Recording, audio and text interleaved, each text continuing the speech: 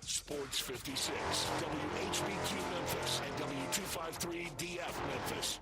Broadcasting from the Family Leisure Studios, we are Sports 56, WHBQ Memphis, and W253DF Memphis.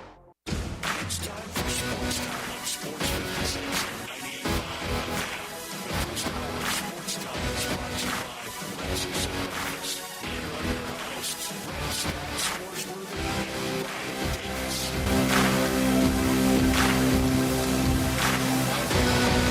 Welcome into Sports Time. Bryant and Brett with you live and local inside our Family Leisure Studios. Landon Schmidt producing. We're Sports Time. We're with you for the next 3 hours. A ton to talk about today. A lot of NBA talk with the playoffs going on right now. It's also NBA draft lottery night. We'll find out who wins the Cooper Flag sweepstakes later this evening, 6 o'clock on ESPN. A fun night on ESPN with the lottery getting started at 6. And then after that, we'll have Celtics, Knicks, followed by Timberwolves, Warriors. So a NBA heavy night on ESPN. We'll talk a lot about that. We'll talk with the Michael Cole about it as well. Got to talk some NFL as well as some of the scheduling news starting to come out, and also some baseball. Got to talk about the weekend in baseball. Bud Black finally fired by the Colorado Rockies. A weird weekend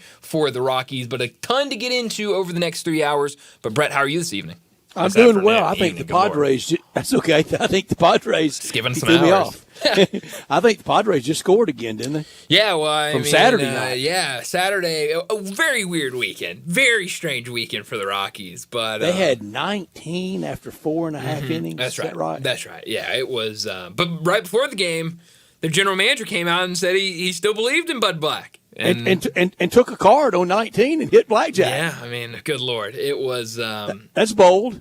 Very bold. Very bold. Yeah, I don't know if I would ever hit on 19. I think I would stay put. But I've seen it happen. Ooh, that's. I mean, hey, look, that's gambling. If anything's median gambling. blood alcohol equal 19 as well. Well, it's got to if you're making those type of decisions. But no, weird weekend for the Rockies. Now they're without a manager, but got a win yesterday, and then decided to fire their manager. So strange how that happens. But yeah, poor Bud Black. Yeah. I had him as the first manager out. Derek Shelton beat him by a few days. Who's next? That's a great question. I do not know. Will there be another one? Well, I would bet yes when already 2 are gone and we're 12 days into May. But Baltimore in the name of shaking things up? Certainly could. We saw the Blue Jays do that a couple years ago when, everything looked like it was moving in positive. It feels like every year you could bet on the Blue Jays to make a change. But I don't know. I mean, it feels like somebody's going to be next to go. Again, a lot of baseball left to play and already 2 managers out. And Paul Skeens, when asked about his manager being fired, said someone's got to be held responsible. It was him this time. Sure not Paul Skeens' fault. No, certainly not his fault. But that's kind of Paul Skeens. You're learning that you're just going to get, straightforward answer from him. He's not going to sugarcoat anything. Well, Bryant, when I've said it forever, when they give us a straightforward answer, we get mad at them for a straightforward answer. When they're evasive, we get mad because they're evasive. Yeah, what do you want? What do you want out of me? Can't get the best of both worlds. So you got to All right, Cooper Flag ping pong ball tonight. What a difference a year makes. A year ago, we were very, very interested, and it ultimately led to Zach Edey. And I think Zach Edey had a very more than productive rookie campaign with the Grizzlies and will be sufficient to really solid to really good. And I never said great NBA player for a long, long time. I thought that about him a year ago on this night when we didn't know that it was leading to the Grizzlies getting him. We're glad the Grizzlies aren't on ping pong ball tonight, aren't we? Yes, I think so. I don't really know anything with this organization anymore. Right, to be in a position to have Cooper Flag, that would have meant another horrific year. Yeah, but I would have rather been in the lottery this year than last year. I would have taken, if you had swapped the years, I would have, just because of the draft. This draft is so strong. I mean, last year's draft, we were kind of all over the place with who's going to be the guy in this draft and who's really good in this draft and weakest draft since when. But I think any team that is not in the lottery, you're happy about, because that means you're at least better than being in the lottery. The previous draft was probably the same thing. The Wemby draft and the Flag draft much better than the draft last year. Oh, yeah. Yeah, absolutely. Are we certain, and this is a question, are we certain Cooper Flag is all that? I don't want to say certain about anything, but I'm pretty close to certain. Okay. I'm closer than I would be on a lot of things to certain. I mean, he just does so many things so well. Now, that's not saying there's going to be a learning curve and that he's not going to struggle, because I do think he'll probably struggle, especially early in the NBA. But I do think he's a good player. But the thing is he's not going to. I don't view him as that guy that's going to be out there, dropping 30 every game. He's just going to be a guy that is a complete difference rookie of the year maker. Oh yeah. No, he should absolutely be rookie of the year. And so we'll see, and now the question is, with kind of the whole Giannis thing, is if someone, surprises and wins the draft lottery tonight, maybe do they try to use that number one pick and go get Giannis from the Bucks? So who knows what happens? It feels like a very big draft. If you're Mr. General Manager, would you do that? Would you go get Giannis and maybe miss out on a truly great player in all the years? Because we know Giannis has got great years left, but he doesn't have as many as Cooper Flag. Yeah, I mean, I think it depends on who that team is. I think you look at the top three teams with the best odds. I don't think any of those teams are, maybe Charlotte, you can make an argument. I don't think any of these teams in the top three, though, are close to being, a contending team. And I think that's what you have to be if you're going to go out there and get Giannis. Because if you're like Washington, you're young and you've got this core that you can maybe build to something. I would just rather take Cooper Flag and kind of build from within and see where it goes. If I'm a team like New Orleans, where I have C.J. McCollum and DeJounte Murray, if I somehow win the lottery and I get the number one pick, I'm probably going to go out and try to get Giannis, and because I feel like I'm closer with those guys to maybe contending in the playoffs. So I think it just depends on who that team is and what that roster looks like. If you believe that the Patrick Ewing draft was rigged, and it wasn't, first of all, if you believe it, you'll almost fall for anything.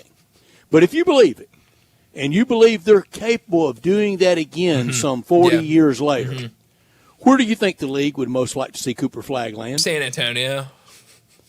Over Brooklyn. I do, yeah. Over Washington, D.C. Yeah, I do. I mean, because you think San Antonio is almost in the Laker club of getting thumb on the scale, good kind of a good dynamic, a good conspiracy from the league? Yeah, I just think if you got Wemby on your roster, if you add Cooper Flag to that, I think the NBA would love to do that. Yeah, exactly. So, I mean, I think the NBA would be all for that. I would hate for him to be on Brooklyn. I've been looking at all these teams. I would be very upset if Brooklyn wins the lottery tonight. What's the team? They get really lucky. No chicanery. There's not any. There wasn't any then. There's not going to be any tonight. It's truly. I feel sorry for people that believe that. I really do. Who's the team though that just gets the lucky ping pong ball night? That adding Cooper Flag, he has that rookie of the year, and it can put them in the playoffs next spring. So a team that wasn't in the playoffs this year. Right. It could be Charlotte. I mean, when you look at LaMelo I think it's Ball Philadelphia. and Brandon Miller. Oh, yeah, that's right. Philly wasn't in the playoffs this year. Yeah, absolutely. Then Philly. I was thinking they were in the playoffs. They absolutely were not in the playoffs. No, yeah, it's absolutely Philly.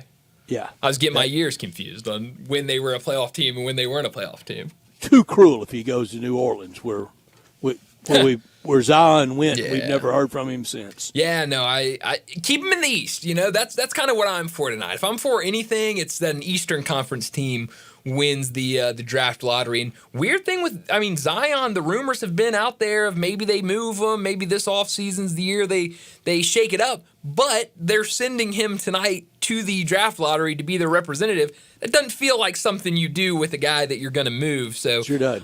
Maybe he is still in their plans in New Orleans because, that would not be fun. I mean, if you've got DeJounte Murray, C.J. McCollum, Zion, and Cooper Flagg, no thank you. I'll keep them over in the East. Any team out of the East, if they win, cool. I'm all for it. Don't bring them to the West. You could send anybody you want. That's right. You could send that owner could send his pool attendant if he had liked. Has Zion done enough to go be the face of the Pelicans? Probably not, but he still is the face of the Pelicans because he's Zion Williamson. I mean, I think he's just that sort of player that is just kind of a face of, no matter what he does, is the face of a team. Huh. And so, but here's my thing. If you're going to send... If I'm a Pelican fan, it would almost offend me seeing him up there because you almost see him tonight more than you've seen him in play. If the Grizzlies were in this and they were sending a player, who would they send? You would have to send Ja. Would you? I would say either Ja or Jaren. Here's my thing. If you're going to send a player, in my opinion, if you're going to send a player to the draft lottery, he's got to be a character. Like Philly's sending Jared McCain. Jared McCain's a character. He's on, he does social media and all this stuff. Like, he's fun. If you went and interviewed him, if you talked with him, he's going to give you a lot of back and forth. It's going to be fun. I don't see Zion doing that. I just see Zion kind of just being there. And I kind of hate that. For the Grizzlies, like, Ja, I think is who you send, but I just don't see Ja doing that. I see Jaren doing that. If you sent Jaren to the draft lottery, I feel like he'd be fun. He'd be, he'd have back and forth with, whoever's interviewing him or whatever. That's what I like to see from the draft lottery. Not that I really care that much. 11 minutes in on a Monday, and my first apology of the week. I was on an apology. Why's that? He's already number 6 all-time leading scorer in Pale's history. Now, first off, that's crazy. That's insane. I did not know that. Second, when he's in, he's fantastic. I mean, when he is on the court playing, he is one of the best players in the NBA. The problem is he is never out there on the court. But and he's not in the top 10 in games played all time. That's crazy. Yeah, of course not. Of course not. But nor minutes played. He is a monster when he's in there. All right, 6th in field goals, 7th in field goal attempts, 5th in 2-point field goals, 6th in 2-point field goal attempts. How about that? Not much from 3. Field goals missed, not in the top 10. Free throws, 5th. Wow. Free throw attempts, 4th. Offensive rebounds, 9th. Defensive rebounds, not in there. Total rebounds, not in the top 10. Assists, 10th.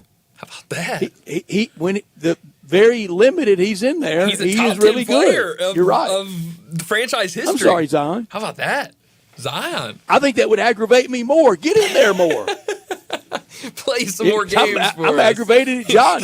John's played double the games of crazy. Zion, I bet. I'm sure. I mean, that would be the question as you look back at those, the number 1 and number 2 that year, and how much time both those teams have missed. 214 games played. Wow. Is all Zion Williamson has appeared in. Wow. Yeah, it's just 5 years. It's crazy. It's crazy. No, that's not right. 6 years, isn't it? Yeah. Same as Ja. Mm-hmm. Yep. Yeah, we're 1 and 2. That's insane. But didn't play a single game in 1 year. Mm-hmm. That's wild. But hey, he'll be up there tonight, and hopefully he brings them some good luck. Yeah. I don't know if he will, but we shall see. I'm excited about it. It's going to be fun tonight. We knew all the NFL schedule would start leaking out. Yeah. And we nailed opening. Oh yeah, I mean you've been saying Cowboys and Eagles for a long time now. I don't love it, but whatever. I guess I get to see them early. Brian, I think you should. Okay. And here's why.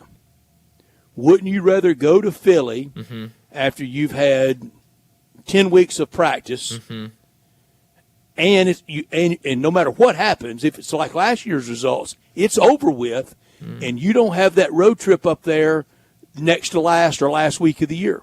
That's true, but if it goes like it did last year, I don't want that week 1. I don't want to come out of week 1 going, ooh. But you at least have it over with. That's true, but every headline is going to be Cowboys are terrible, Cowboys are this, Cowboys are, I mean, it's just. And they are the standard bearer for the league, ring ceremony. That's exactly. And for anybody that it upsets the Cowboys or the opponent, I don't know why they are.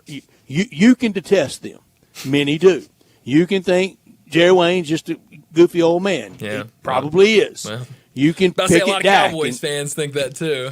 You can pick it Dak all you want. Mm-hmm. You cannot deny the number one draw in American sport has the star on the helmet. I mean, it was 2 stars on one helmet. When we had that revelation of, oh, wow, Cowboys could be a possible opponent for the Eagles. No-brainer. Yeah, and it made all the sense in the world. 50, 60 million is what they're going for. Exactly. And they're having the big upfronts this week in New York. Yep. And we'll get a lot of college football news out of it. And that's where the Michael Jordan news is going to be part of the NBA. That's right. Broadcast next year on NBC. There was a couple other around other sports news up front, where every ad buyer, it's where they make their money this week in New York. That's right. They're out there selling just that standalone, almost like it's a NFC championship game. Easily. So, I mean, it makes all the sense in the world, and we'll get a lot more news the next couple of days with the NFL. And heck, by Wednesday night when they do the whole schedule reveal, I mean, we'll have the entire schedule in front of us almost. Nothing is ever easy. Nothing is ever as easy as some things look, except for Tiger Woods most of the early part of this century. Wouldn't you like to be the ad seller for the NFL? Oh, man. I mean, you just sit there and let everyone call you. You know, you're just, hello, yeah, okay, you want to buy this many ads? It really is the closing scene of Trading Places and Aykroyd and Eddie Murphy. I mean, it's when they're ready. Exactly. I mean, it's got to be the easiest job in the world. I mean, you just let everybody come to you. You know everyone's going to come to you. So, you just let that schedule get out. Oh, Cowboys, Eagles, first game of the season? Great. Here, let me put my phone on. And Notre Dame jumped in with news today. Sure did. At the up front. Yeah, they put a lot of scheduling news out there. So yeah, busy day in the sports world with a ton of news coming out, and we'll try to get to as much of it as we can. But let me set up today's show before we get to top and not top story of the day. 3:30. Joe Tomic, the executive director for the FedEx St. Jude Championship, he'll join us. I believe we're about 85 days from the tournament, so we'll talk with him about what they've got going on out at Southwind right now as we slowly build to the tournament later in the summer. 3:45, we'll talk baseball. The Rockies, they fired manager Bud Black yesterday after a rare Rockies win, a 9-3 victory over the Padres. We'll talk about that. The Cardinals, they're on an 8-game win streak. They're playing extremely well right now. We'll talk a lot of baseball at 3:45. 4 o'clock, David Cobb from CBS Sports.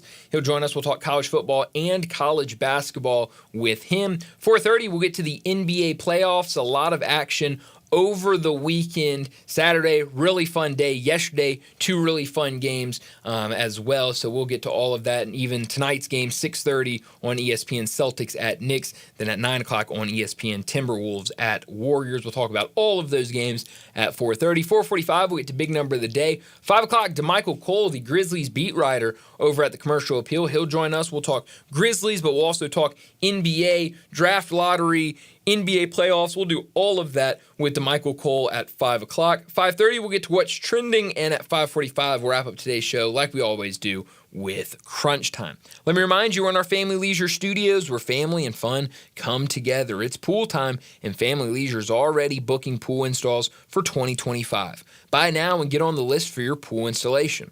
2024 pools starting at $19.99 installed, with liners starting at $299. All pool accessories now up to 20% off. 5 to 6 person hot tubs starting at $69.99, and swim spas and cold plunge tubs now $2,000 off. Don't forget about patio furniture, select sets now up to 50% off. And if you mention this ad, get free installation only at Family Leisure, 2120 Witten Road, just north of I-40. Good Monday to everyone. We're Sports Time. He's Brian. I'm Brett, and we're with you until 6 o'clock. And we want you to be a part of our show by texting or calling 901-360-8255. That's Sissy's Log Cabin text and talk line. Our show is produced by Landon Schmidt. Please give us a call. All our guests will appear at the Sissy's Log Cabin guest line at 901-360-8255. Always from our Family Leisure Studios. This hour always brought to you every day by Lexus of Memphis at 2600 Ridgeway and online at lexusofmemphis.com. Great offers on all 2025 models and always special leasing options. Drive in luxury and confidence knowing that every new Lexus comes with complimentary first and second maintenance services. Stop by Lexus of Memphis at 2600 Ridgeway and put yourself in the driver's seat of the all-new 2025 flagship LS500, and you'll be looking and driving in style. Call them at 901-334-9673, but stop by and visit them at the only Lexus dealership in Memphis. When you purchase a Lexus, you get top-of-the-line engineering and design, and they make for the luxury driving experience. Online at lexusofmemphis.com. Experience amazing at Lexus of Memphis. Top story of the day. Well, my top story of the day, it's lottery day. We'll find out today who wins the Cooper Flag Sweepstakes. I guess it will be the Cooper Flag Sweepstakes. We learned earlier this morning, really a big kind of nothing about Giannis Antetokounmpo. I promise you, Brett, when I saw that notification, when it popped up on my phone this morning, I knew that was the notification saying Giannis Antetokounmpo has officially asked for a trade from the Milwaukee Bucks. It said really nothing. It just said that he hadn't made up his mind, but he is kind of open to the idea of thinking about somewhere else. That qualifies as a shams bomb? I didn't think so, but it's all everyone was talking about and tweeting about this morning, but it was a big nothing bomb. But now Hot Take TV treated it the stock market crashed. For him to say that he hasn't made a decision yet. That's really all that said, was he has not made a decision yet about anything. And so I don't know why that was big news today, but it was. But I do think that there are a couple teams in the draft lottery tonight that if they win the number one overall pick, they could try to use that to go get Giannis Antetokounmpo from the Bucks. And I think that is something that the Bucks would absolutely listen to. But there are teams that I don't think are in a position to go out and make that type of trade because I just don't think they're very close to contending, and I think that's a move you make if you are going to contend. So we'll see. We know 3 teams with 14% chance to win the draft lottery: Utah, Washington, Charlotte. They all have 14%. It drops after that with New Orleans having the best odds after those 3 at 12.5%. Should be a lot of fun, but there are a couple teams that I think Grizzly fans will be rooting against tonight. The Houston Rockets in there because of a trade. They have a 3.8% chance to win the draft lottery. San Antonio has a 6% chance. But I say those single digits, San Antonio has a 26.3% chance to make the top 4, while Houston has a 17.3% chance to make the top 4. And Grizzly fans are rooting for those teams to stay outside of the top 4 and maybe have one of those picks at the back end of the draft lottery. But it should be fun starting at 6 o'clock. We will learn a little bit more about what the draft will look like here in a couple months. My top story, Saturday, Madison Square Garden, as predicted, was on fire. Just going from shot to shot of all the celebrities in the crowd. That lasted about 2.5 minutes. Yeah. Quickly extinguished by the Boston Celtics. And now the series is 2-1, and I think the pressure all firmly on the Knicks. And can we slow it down a little bit on the canonization of Jalen Brunson? He's really good. He's 5-4 in playoff series in the NBA in his NBA career. Some of that with Dallas. 31-27 career in playoff games. Some of that with Dallas.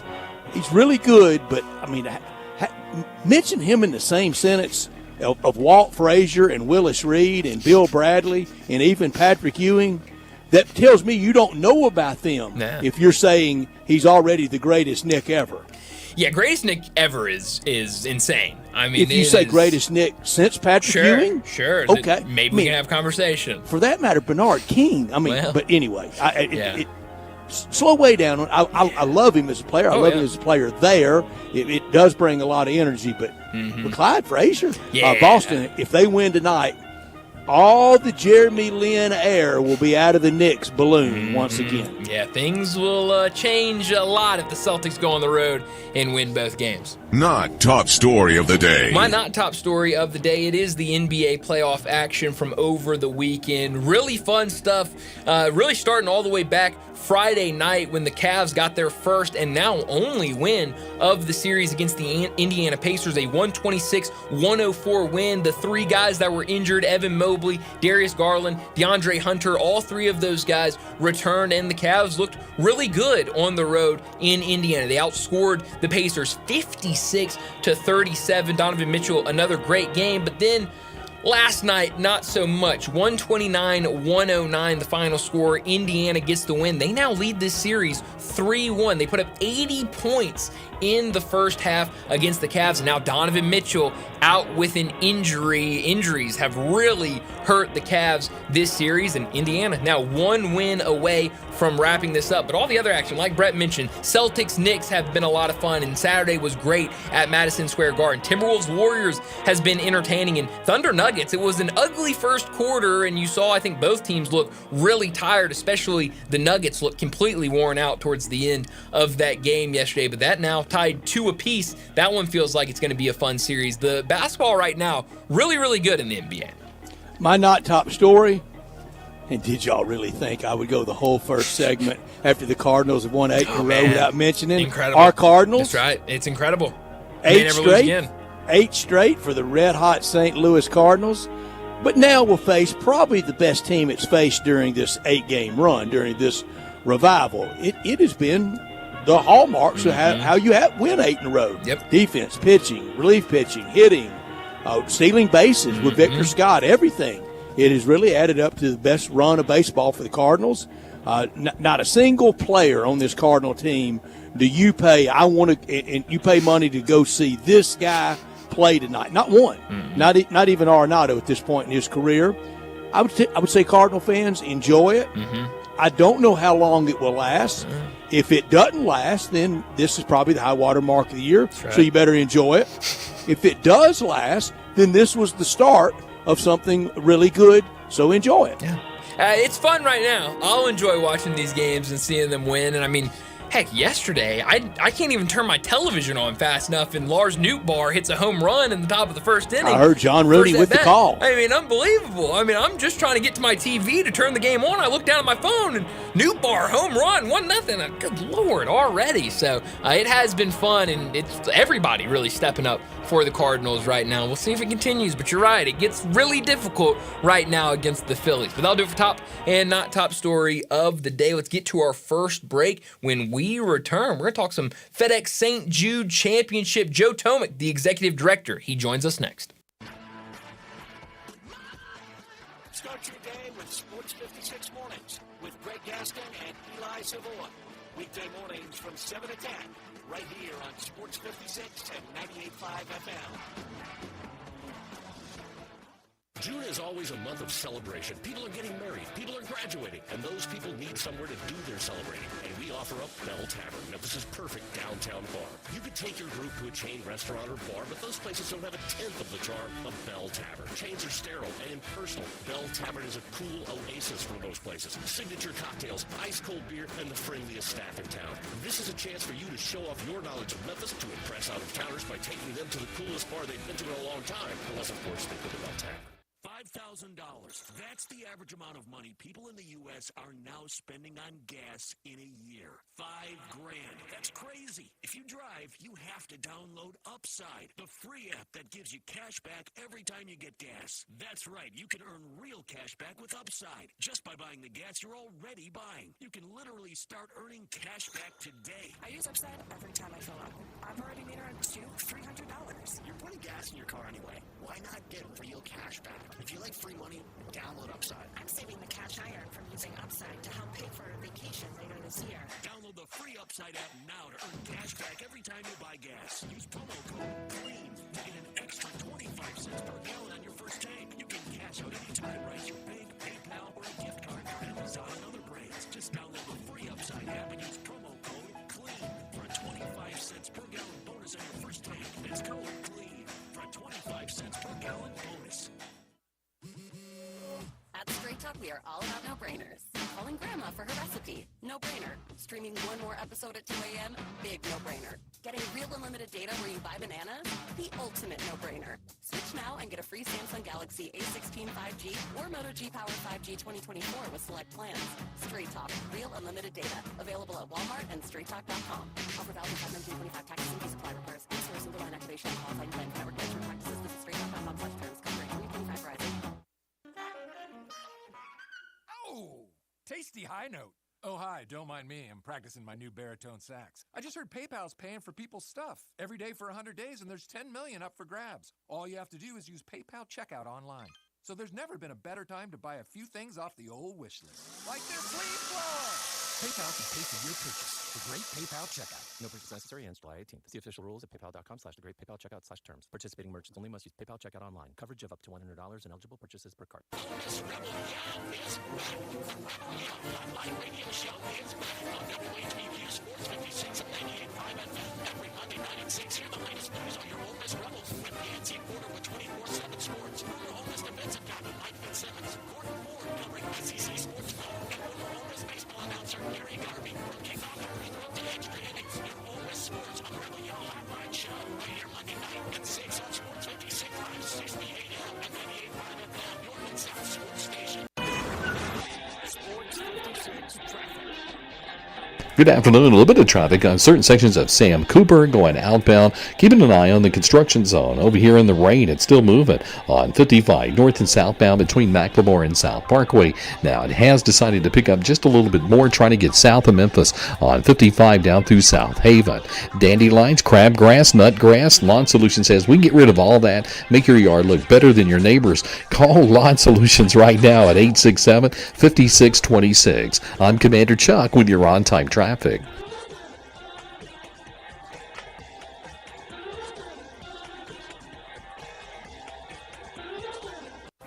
back to Sports Time on Sports 56. This hour is brought to you by Lexus Cars. Here are your hosts, Let's Start Sports Movie and Brian Davis. Welcome back into Sports Time. Brighton Brett with you live and local inside our Family Leisure Studios. And joining us now to talk the FedEx St. Jude Championship, Joe Tomek, from the Executive Director. He joins us now. Joe, thanks so much for joining us with the golf on every weekend. Keep thinking about in a couple months, we'll all be out at Southwind at the FedEx St. Jude Championship. What's going on over at Southwind? What are y'all doing with still a couple months to prepare for the tournament? Gentlemen, always good to talk to you. Appreciate you having me on. Hope everyone's doing all right. Right back at you. We are 85 days, not that anyone is counting specifically. Oh, yeah, we're counting. Yeah, we are. And you're joining us on a very special day. It is Build Day. So our tent vendor has just begun as of this morning. So we are rocking and rolling out here at TPC Southland. To build the city that will be the FESJC once again, Joe. And tomorrow's a really special day as well, as a big pre-sale. Tickets are on sale now, and right now is the best time to get a good deal. We are, yeah. That 90-day mark really hits it for us. So, everything starts happening on the golf course all the while. People are starting to think about golf again. It's getting green out there. It's getting warm out there. So, we want to jump on that. So, yep, you're right. As of tomorrow, the 13th, we'll have about a week where everyone can get a chance to get early access to tickets. Like you said, absolute cheapest price. They will only go up from here. So, please jump on that while you can. Well, we know one major winner is going to be in Memphis in August, don't we? We do, yeah. It's we'll see how he can keep rolling it, but it was certainly good to see the monkey get off his back. It sure was, Joe, and the relief that he had. And I didn't really put it together until kind of later in the day. If Bryson won, we would not have him here in our tournament. So really glad for Rory McIlroy for him to get that, and for our tournament to have him here. And there's a chance of him really making history this year. I think he's got a good run at it. I obviously always have a special place in my heart for Rory. He's been such a staunch supporter of the PGA Tour, and especially over the last few years with what we've gone through. And so to see him, really kind of return his focus to golf, certainly understandable and definitely paid off. And now he's going to a place where he's won numerous times. For a tournament, he's won numerous times, and it's hard to look anywhere else but Rory for this week. Joe, and it does feel like with everything that golf has been through, some of it put itself through, but it feels like we're getting closer and closer to resolution, doesn't it? Yeah, I think so. Obviously, those are at levels way beyond my purview, but I think one thing is clear is the PGA Tour is in a really good spot. We've had an incredibly strong year. We've had some great winners, not only at the majors, but at some of our other signature events. We're kind of settling into this new schedule model of signature and then regular full field events and your ability to play in or out of said signature events. And, so it's become a good cadence. You're seeing more of the top players more frequently together. The TV ratings are responding well. You go to somewhere last week for the first time in Philadelphia with the Truist Championship. The crowds were incredible. Everyone's calling for more Northeast golf. So, we feel like we're in a very good spot as the sport and certainly as a league, the PGA Tour. And, for us, that means it just all rolls for the next 3 months into Memphis, and we kick off the playoffs right here in our hometown. Sure will. Come August, we're visiting with Joe Tomic, the executive director of the FedEx St. Jude Championship. He's on our Sissy's Log Cabin guest line. And when we get out there in August, tell our listeners some of the things that they will see that they've seen before, and maybe some of the other newer areas that fans and patrons and golf lovers can go to and enjoy. Yeah, the best thing is last year we had an incredible year. Very smooth tournament, very few hiccups operationally, and certainly none that our fans truly experienced. So our job is to keep that rolling. We're not shaking things up too much. We introduced what we called the Bluff at 14, really making that last par 3 out here at Southwind a bit of a signature hole. And, for the general public, for the masses to gather, it's got great shade, it's got great slopes, so there's a ton of great viewing advantages, and we're going to keep building that. We have a great partnership with Southern Security, who's going to help us build out a dock literally over the water as you look across to the green. And, as Hideki proved last year, he walked into that hole with a 5-shot lead, and he left it with a 3-shot. So that really is a make or break for our players. Luckily, Hideki was able to maintain the lead with incredible 17, 18 birdies. But, it became more interesting when he entered that stretch of 14, 15, 16. And so it really amplified what we were trying to achieve. And so we're just looking to build upon that. Obviously, throughout the rest of the golf course, we have everything you've come to know, the pit, the hub on 18, great merchandise selection, Tito's will be back again. All of your normal and probably a few new ones that we've got coming out here soon, but 14 is really where we're starting to push people after last year's great success. And Joe, on 14, I think everybody on tour is aware of 14. And then I think what looks like on the scorecard, shorter, maybe easier, more benign par 4, 15, I think they overlook that because I think they're looking to, I got to make 3 or 4 minimum on 16 on the par 5. 15 jumps up and grabs them. It is, and again, Hideki bogeyed that one as well when he was trying to hold the lead. So it proves you can't sleep on it. 15 is my favorite hole in the golf course. It's mine too, beautiful Joe, layout. Joe, that is mine, and it has been, since the early 90s. Just a few years out there because, Joey, it's one of the few that's really both side tree lined, like Colonial used to be. It's one of the few like that, and the shortness of it, I think, lures them in. Yeah, it's gorgeous. We're in the midst of a pretty substantial renovation out here at TPC Southwind, and 15 was one of that got renovated quite a bit. The green was raised about 2 or 3 feet to help it from eroding into that front creek. No substantial strategic changes, I should clarify, but a lot of work done out there, and like you said, just a picturesque hole that sneaks up on people as far as difficulty is concerned. Yeah. Joe, you mentioned those renovations. TPC Southwind going under a lot of renovations ahead of this tournament. What will people see kind of different? How will the course play differently than it has in the past? Yeah, it's funny. From an eye test perspective, I don't know that there's much that will change to the everyday fan. It's really probably a restoration is probably a better term for it. The greens hadn't been fully replaced since the originals in the 80s. And so over time, the erosion happens, grass types get mixed in with each other, and so this was just a chance to freshen, rebuild the complexes to their true form. So there's a couple thousand square feet out there that we've reestablished, probably another hole location or 2 on each green. But really, it's the same grass type. Now it just doesn't have any other grass types mixed into it. They'll be hard. They'll be very firm as brand new greens. The first people that will be playing it will be our pros during tournament week. Yeah. But by and large, a lot of changes to the tee boxes. Some angles might have changed there. Cart path infrastructure, more things from a tournament side of things that we've put into it, just to get people flowing around the course a little more easily and make it make more sense to host a golf tournament. But massive undertaking, a lot of dirt, a lot of sod. They're in the midst of the growing process right now. So, I don't often pray for heat, but I'm praying for it right now. You're going to get it. Your prayers will be answered. They absolutely will. Joe Tomek joins us, the executive director for the FedEx St. Jude Championship. Joe, I love talking about some of the things y'all do away from, actually on the golf course and golf. Talk to me a little bit about the Positively Memphis grant and some of these programs you are doing.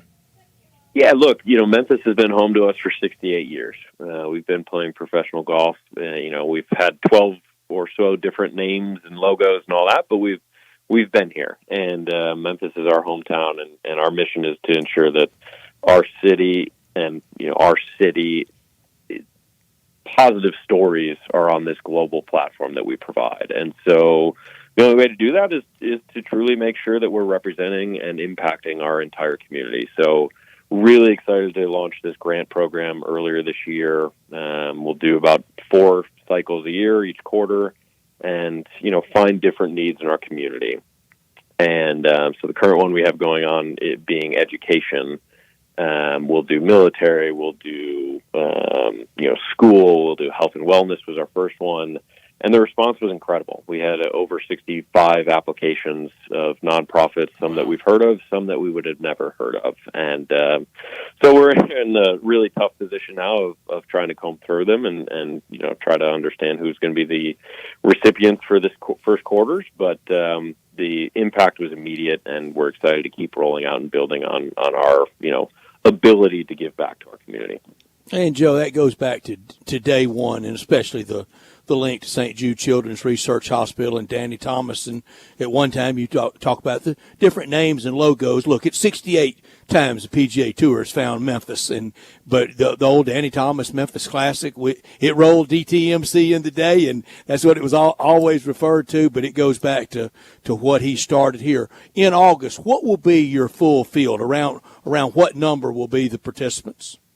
We'll be right at 70. So playoffs now are 70, 50, and 30 to the final one in Eastland. That'd be a lot of fun, and all top golfers be in the playoffs. So that'll be a really, really good group to watch. Joe, I saw a partnership between y'all and the Memphis Showboats. We were talking last week about this with Steve Macy. Having this opportunity for free tickets for children under 12 the rest of the season. Yeah, look, Steve's an awesome guy. The Showboats are it's something that we really need to invest in as a community, whether that's, corporations supporting it or us as individuals attending. It's, Memphis has a professional football team, and there's not many cities in this world that can say that. And so, anything we can do to help, we were eager to identify a partnership that made a lot of sense. That's something we've always been really proud of, is making this event affordable, particularly for the next generation. So 2 kids get in free to the FedEx St. Jude Championship with any ticketed adult. And, when Steve was kicking around ideas about how to grow their attendance, this was something they were going to try. We jumped at the opportunity to extend that for the entire season. And, I'm hopeful it works out. Unfortunately, I wasn't able to be there yesterday. I know it was a tough one that we lost again, but looking forward to 2 more home games that we can really help bolster his attendance and really the support for the Showboats. Absolutely. Well, you have, Joe, and that's very kind about the tournament. Just shows what y'all are made of. Do you have a pick? You have a pick for this week at Charlotte? Ooh, like I said, hard to ignore Rory.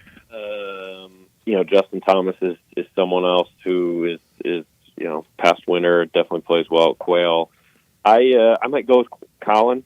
I thought more of him in Augusta. He's playing probably the best golf in the world right now, and his putter's been hot, and I think that's kind of what it takes at Quail. So I'll stick my hat with Colin Morikawa. I like it. Joe, before we let you go, where can people get more information, tickets, all of that?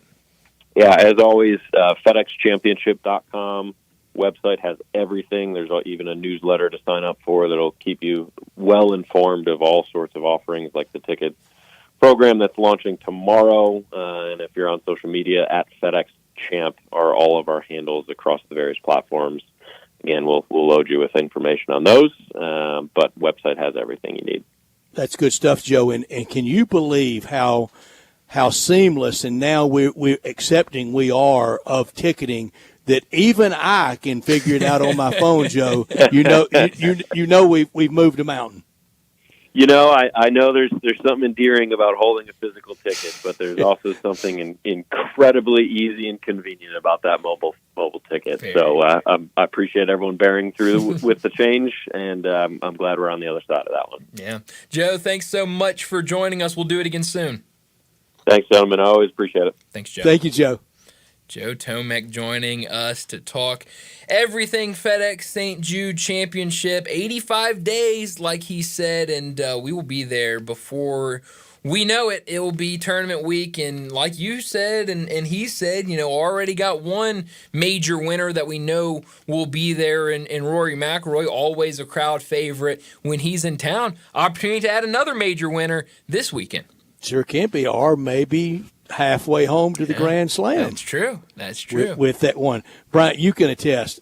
Is there anybody more self-pleased when I have figured out ticketing on my phone? Self-pleased, I think everyone else is pleased. I mean, I think it's like everyone's just like, oh, yeah, he did it. Whenever I hear you, whenever you walk in or Brian, I'm going to this game this weekend. I'm going to this game tonight, and I was able to get my ticket on my phone. It's like, everyone just needs to stop and applaud. It's a big moment. Oh, and when I get it over that Apple Wallet, it's just it's great. It's like spiking the ball. Technology. It's a beautiful and frustrating thing all at the same time sometimes. But no, it is always fun talking to Joe. And like I said, we'll have him on a couple more times as we get closer and closer to the FedEx St. Jude Championship. Always a fun event and fun to start talking about it. But let's go ahead and get to another break. When we come back, we got to talk the weekend in Major League Baseball. Bud Black out with the Rockies. Cardinals are red hot. We'll talk about what happened over the weekend. Some of these series that get started tonight and tomorrow. We'll do that next on Sports Time.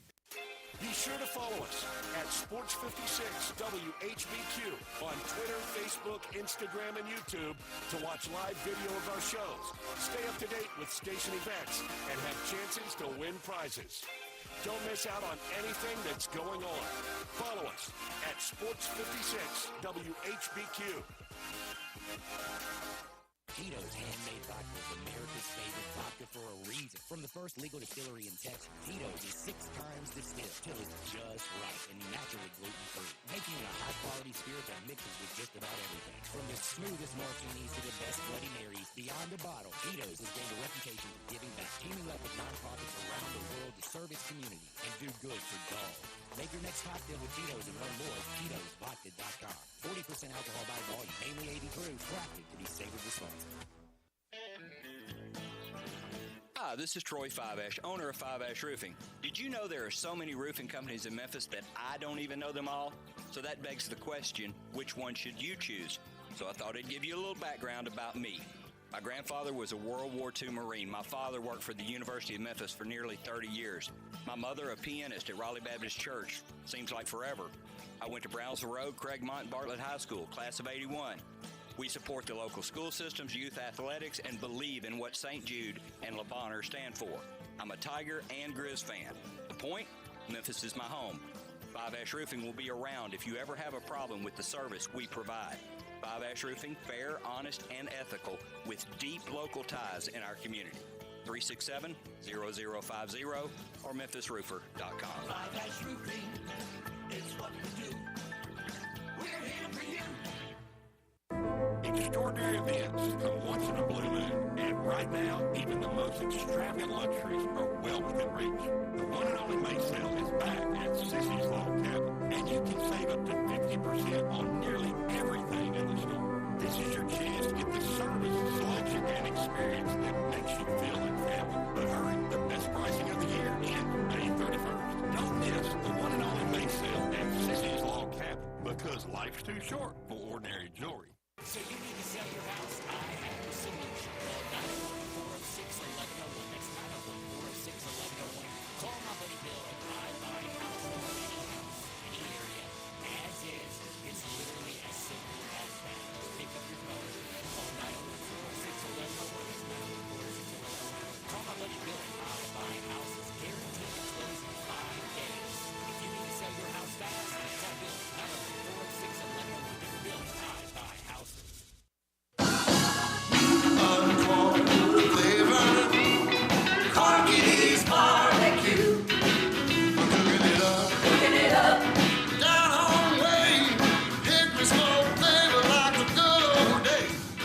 Jimmy Stone over here with Corky's Barbecue. Catering is our specialty.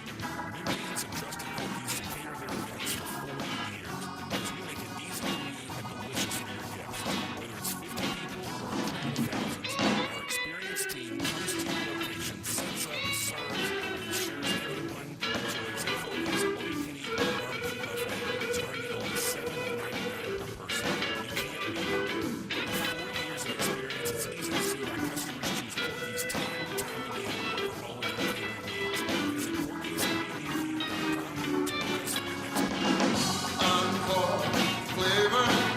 Corky'sBBQ.com to book us for your next Now, back to Sports Time on Sports 56. This hour is brought to you by Lexus Cars.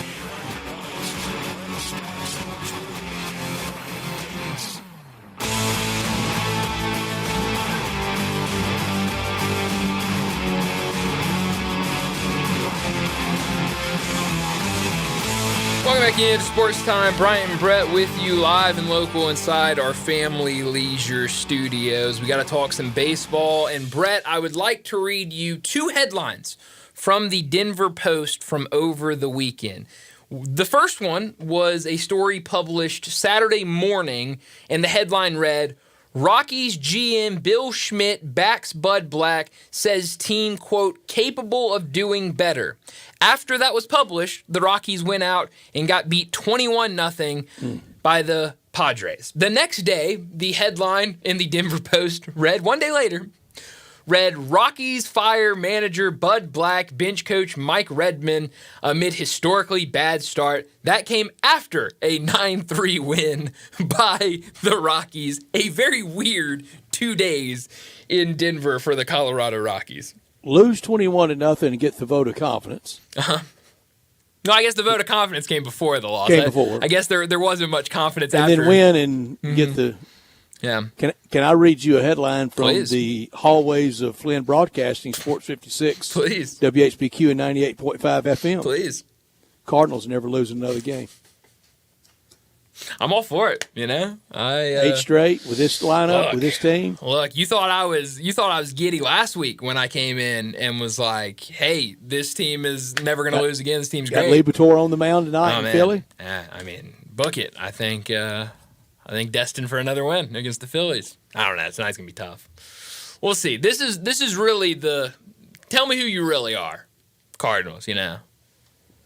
There's going to be a lot of that though. Sure. The baseball season with its length, that you're always running into that. Of course. And after Philly 3 in Kansas City, and then back home next week, and there's going to be a lot of things told. Yeah. So let's say 3-3 this week. Okay. 1-2 in one place and 2-1 in another. Okay. So 3-3 back home. How will St. Louis receive them? Well, for opponents you don't often see at Busch Stadium in Detroit. Yeah. Detroit with the best record in the American League, I think. Is that right? I think so, yeah. By percentage, I think that's right. I mean, it's a good question. 634. Only seen, second in baseball behind the Dodgers and the Mets. We've 634 as well. Some really poor crowds. You would think an 8-game win streak and a good weekend against a good week against these two teams. You would think that would bring people, but who knows? And early next week, Monday, Tuesday, Wednesday dates. That's not going to be from surrounding states coming into St. Louis. Right. That'll be on the weekend against Arizona, a weekend after this one coming up. And that will be a lot better. I don't think the vast empty seats will be as prominent as they have been, and it's been ugly. And we've talked about it, and the box scores have been pure rubbish. What they've been saying in attendance, but we know how that works. But have this kind of good week and just see if anybody at all will get turned back on. Because here's one of the biggest fears of people in sport. You may still be a big fan. I'm just not going anymore. Once I get used to not going, I'm done.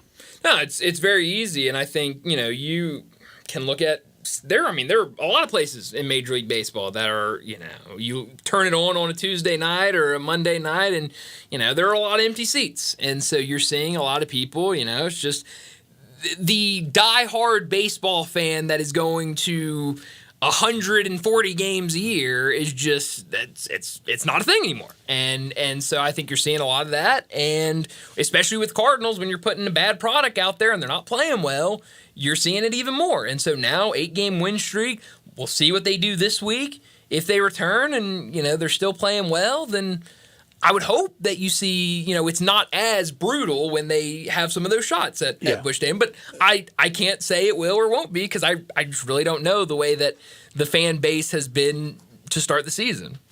And they've spoken pretty loudly with all the empty seats. That is how you get, I think, how you get the front office attention. For the sport itself, though, this weekend, it was a weekend and weather getting better at a lot of places.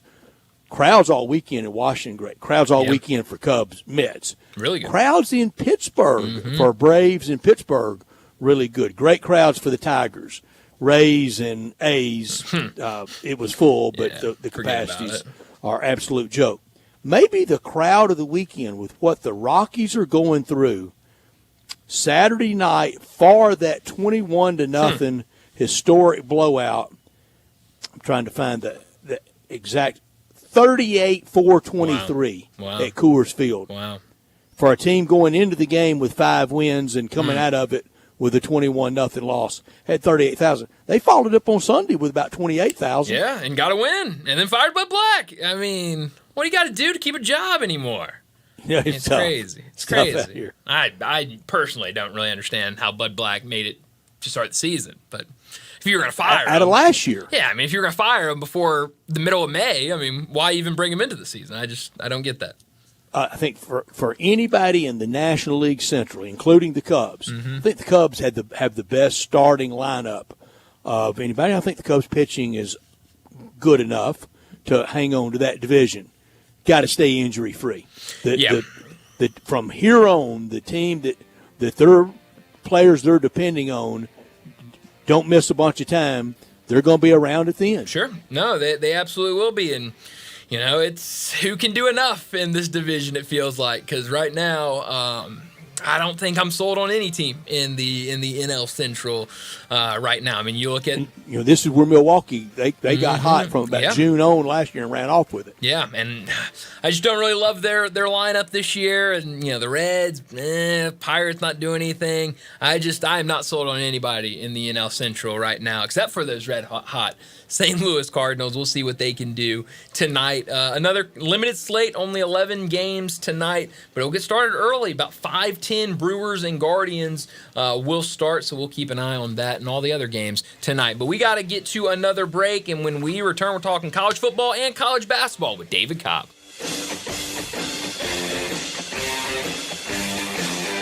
Moving is stressful, but Black Tie Moving can take the worry out of the process. Whether you're moving across town or across country, moving your home or your office, your personal moving concierge from Black Tie Moving will work with you to design a move that perfectly fits your budget and needs. And they're available 24/7 to answer any questions you have. Give Black Tie Moving a call at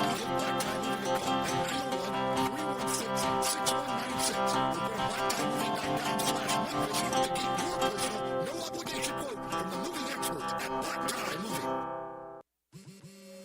At Straight Talk, we are all about no-brainers. Calling Grandma for her recipe, no-brainer. Streaming one more episode at 2 a.m., big no-brainer. Getting real unlimited data where you buy bananas, the ultimate no-brainer. Switch now and get a free Samsung Galaxy A16 5G or Moto G Power 5G 2024 with select plans. Straight Talk, real unlimited data. Available at Walmart and straighttalk.com. Offer valid 5/19/25 taxes and fees apply. Requires in-source and line activation. Qualifying plan for network management practices. Visit straighttalk.com/. Briny, 2026 is already here at All-Star Chevy in Olive Branch. Come out today and drive one of these all-new 2026 Equinoxes. Did you say Silverado? Nobody has more new Silverados than All-Star. I'm out here in Olive Branch today where all the Chevys are. And May is your month to finance your all-new Silverado as low as 0.9. That's less than 1%.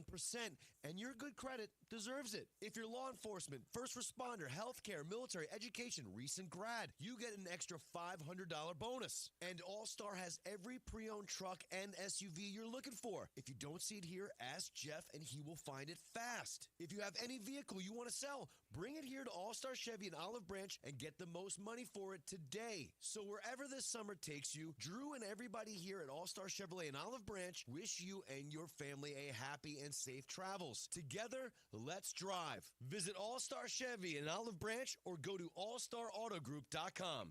Drivers who switch and save with Progressive could save hundreds. With that kind of money,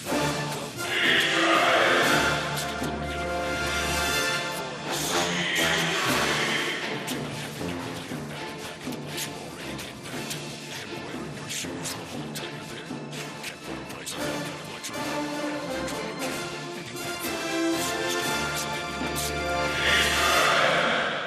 For speedy security. Progressive Casualty Insurance Company and affiliates not available in all states. Potential savings will vary.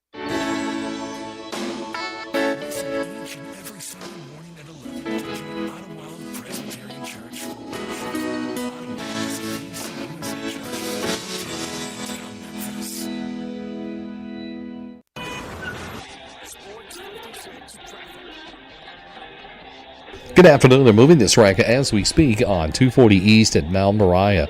And then further on back in the backup was a stalled pickup truck on 240 East at Getwell. Again, it's been pretty slow over here for the last few minutes on 240 East trying to get past Mount Moriah. Some of that traffic's just trying to work its way onto that ramp to 385 Billmores Parkway as that gets heavier this time of the afternoon, headed on out towards Collierville.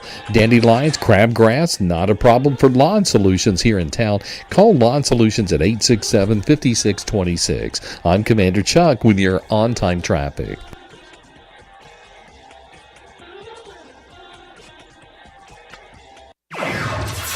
Joining Brian and Brett now on Sportstime is National College Football writer for CBS Sports, Memphis native and Tennessee grad, who you can find on Twitter X at David W. Cobb. It's David Cobb.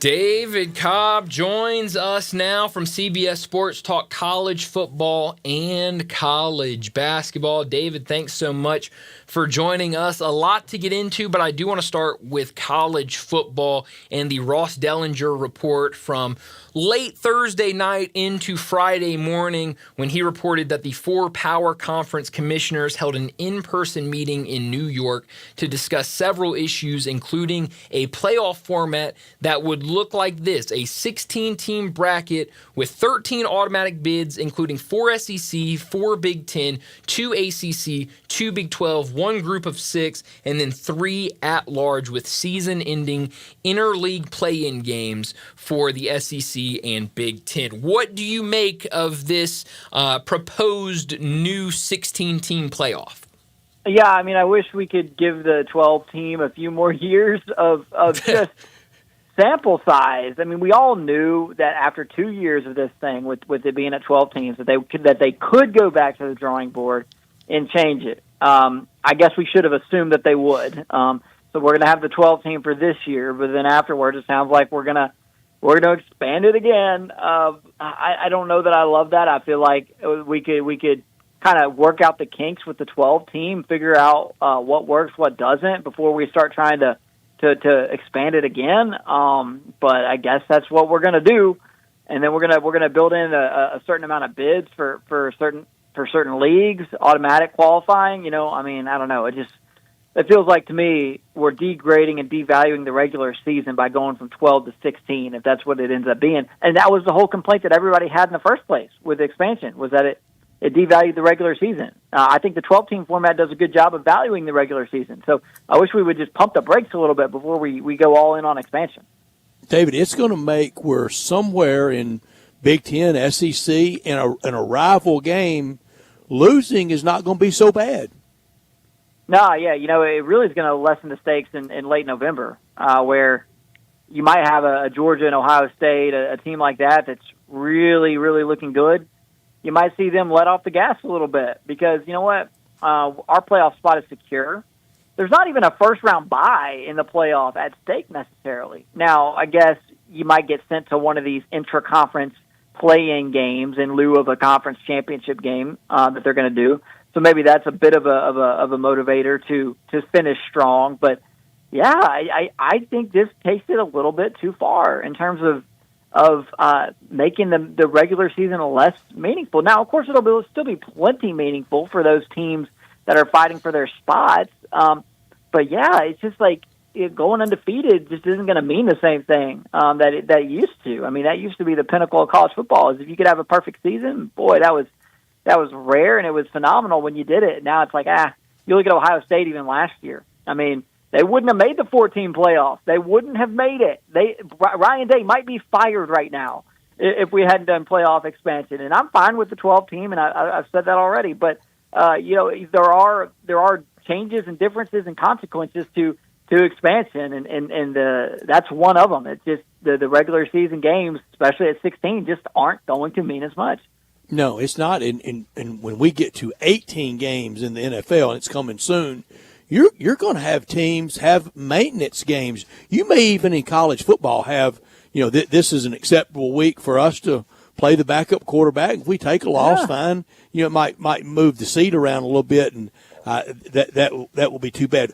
What about this for an idea, David? So we're going to have the play-in games for college football in the SEC, and we assume in the Big Ten. How about bowl games incorporate, if I'm the Capital One Bowl, or I don't even think that's the name of it anymore, it's the Citrus Bowl. If I'm the Citrus Bowl, I go out and say, hey, I want to host one of those games. If I'm the Liberty Bowl, I go out and say, let us host that 3 versus 6 game. I love it. I love that. Yeah, the college football play-in, SEC college football play-in game presented by the Liberty Bowl, or the AutoZone Liberty Bowl SEC college football play-in or something. Mm-hmm. I mean, it's a long acronym. It's a long acronym. Nashville the same. That you get in on that action. Without a doubt, especially if you align it with a game that has the conference tie-in already, and then has the sort of regional tie-in like in Memphis and Nashville, one of the Florida Bowls.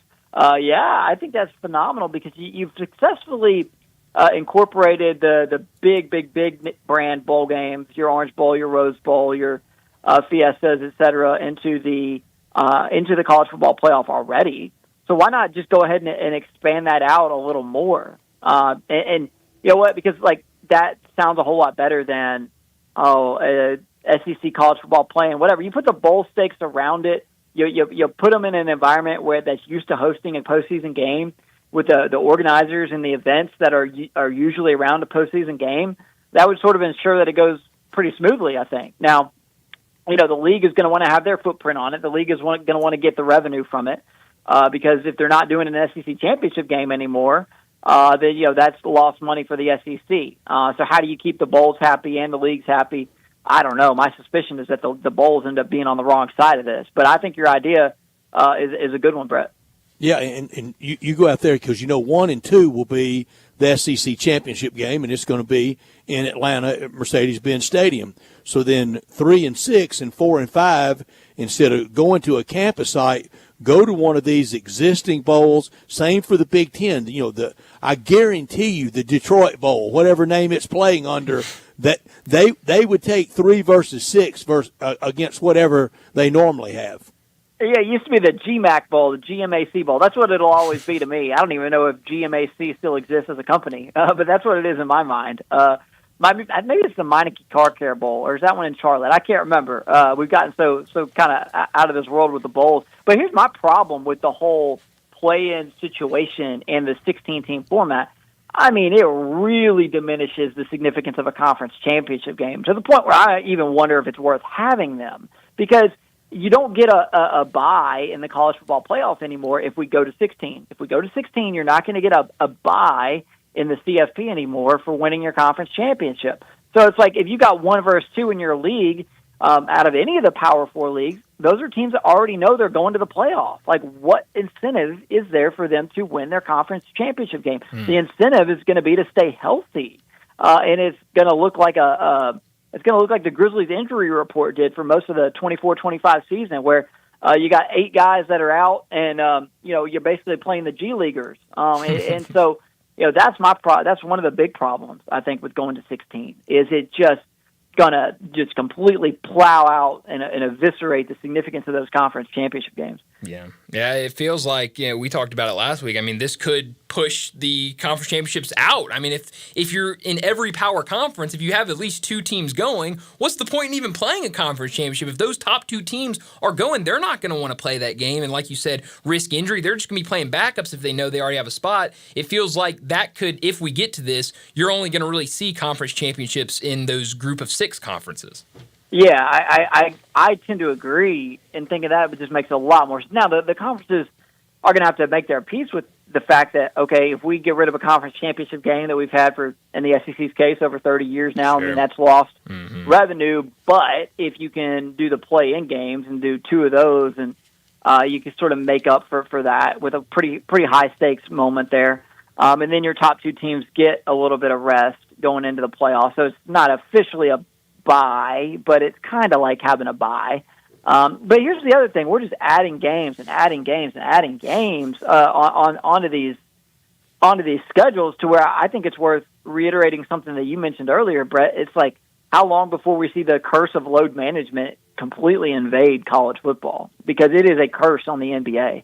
It's a curse on trying to sell season tickets when you don't know if you're going to get to see Ja Morant more than. It's a coin flip, honestly, with his injury history, and then how conservative they are with bringing him back. And I hope the Grizzlies learn their lesson a little bit this year about play your players, because you know what happens when you don't? You get matched up with the Oklahoma City Thunder in the first round, and you get swept.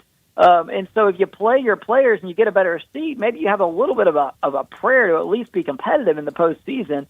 But if we go to a 16-team college football playoff, and you've got these play-ins, and you got so much room to breathe if you're one of these top programs, man, it's already tough right now out of Georgia. Like, when you've got a neutral site game every year in Jacksonville, that's one less home game every other year, and you never play one of your biggest rivals, you never play Florida between the hedges, and you're trying to sell a season ticket package when 3 of the games are Georgia Southern, Sisters of the Poor, and a MAC team, and it's just comical. It's just a joke on the fans.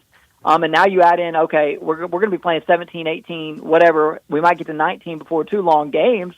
Like, what's the incentive? How are you supposed to play these guys, in every game in this situation? And so then it just becomes a moment like, whereas you say, like, you just play the backup quarterback half the time because we're going to make the playoff. A lot of these games aren't going to end up mattering. If we play the backup, maybe you won't transfer next year. Those sorts of things. I just think we invite more problems the bigger we get with the postseason. And also remember this: in this proposed math, there's automatic 4 for SEC and Big Ten. You get down to the bottom, there's still 3 at larges.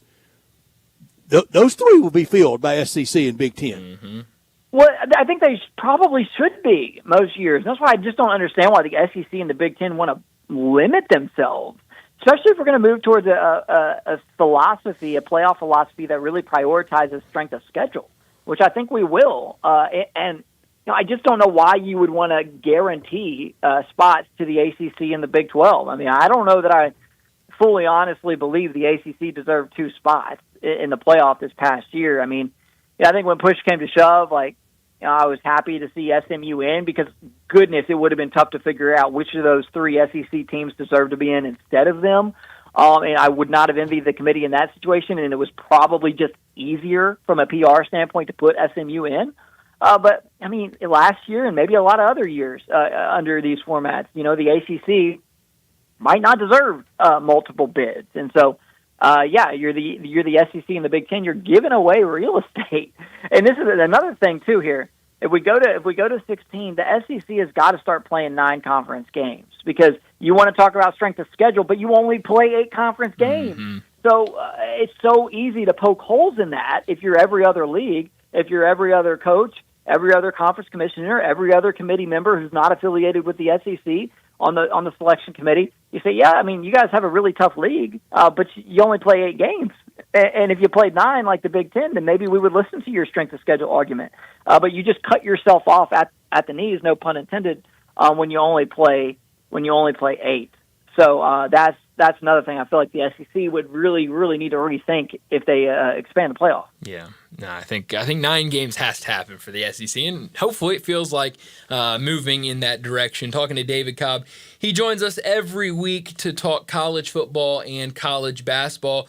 We talked about the college football news, also college basketball news last week. Some changes up for the NCAA committee to vote on, to decide on. I think the biggest one may be the possibility moving from 2 halves to 4 quarters, more like kind of every other basketball that's played, where you play 4 quarters. What do you think about men's college basketball going from 2 halves to 4 quarters?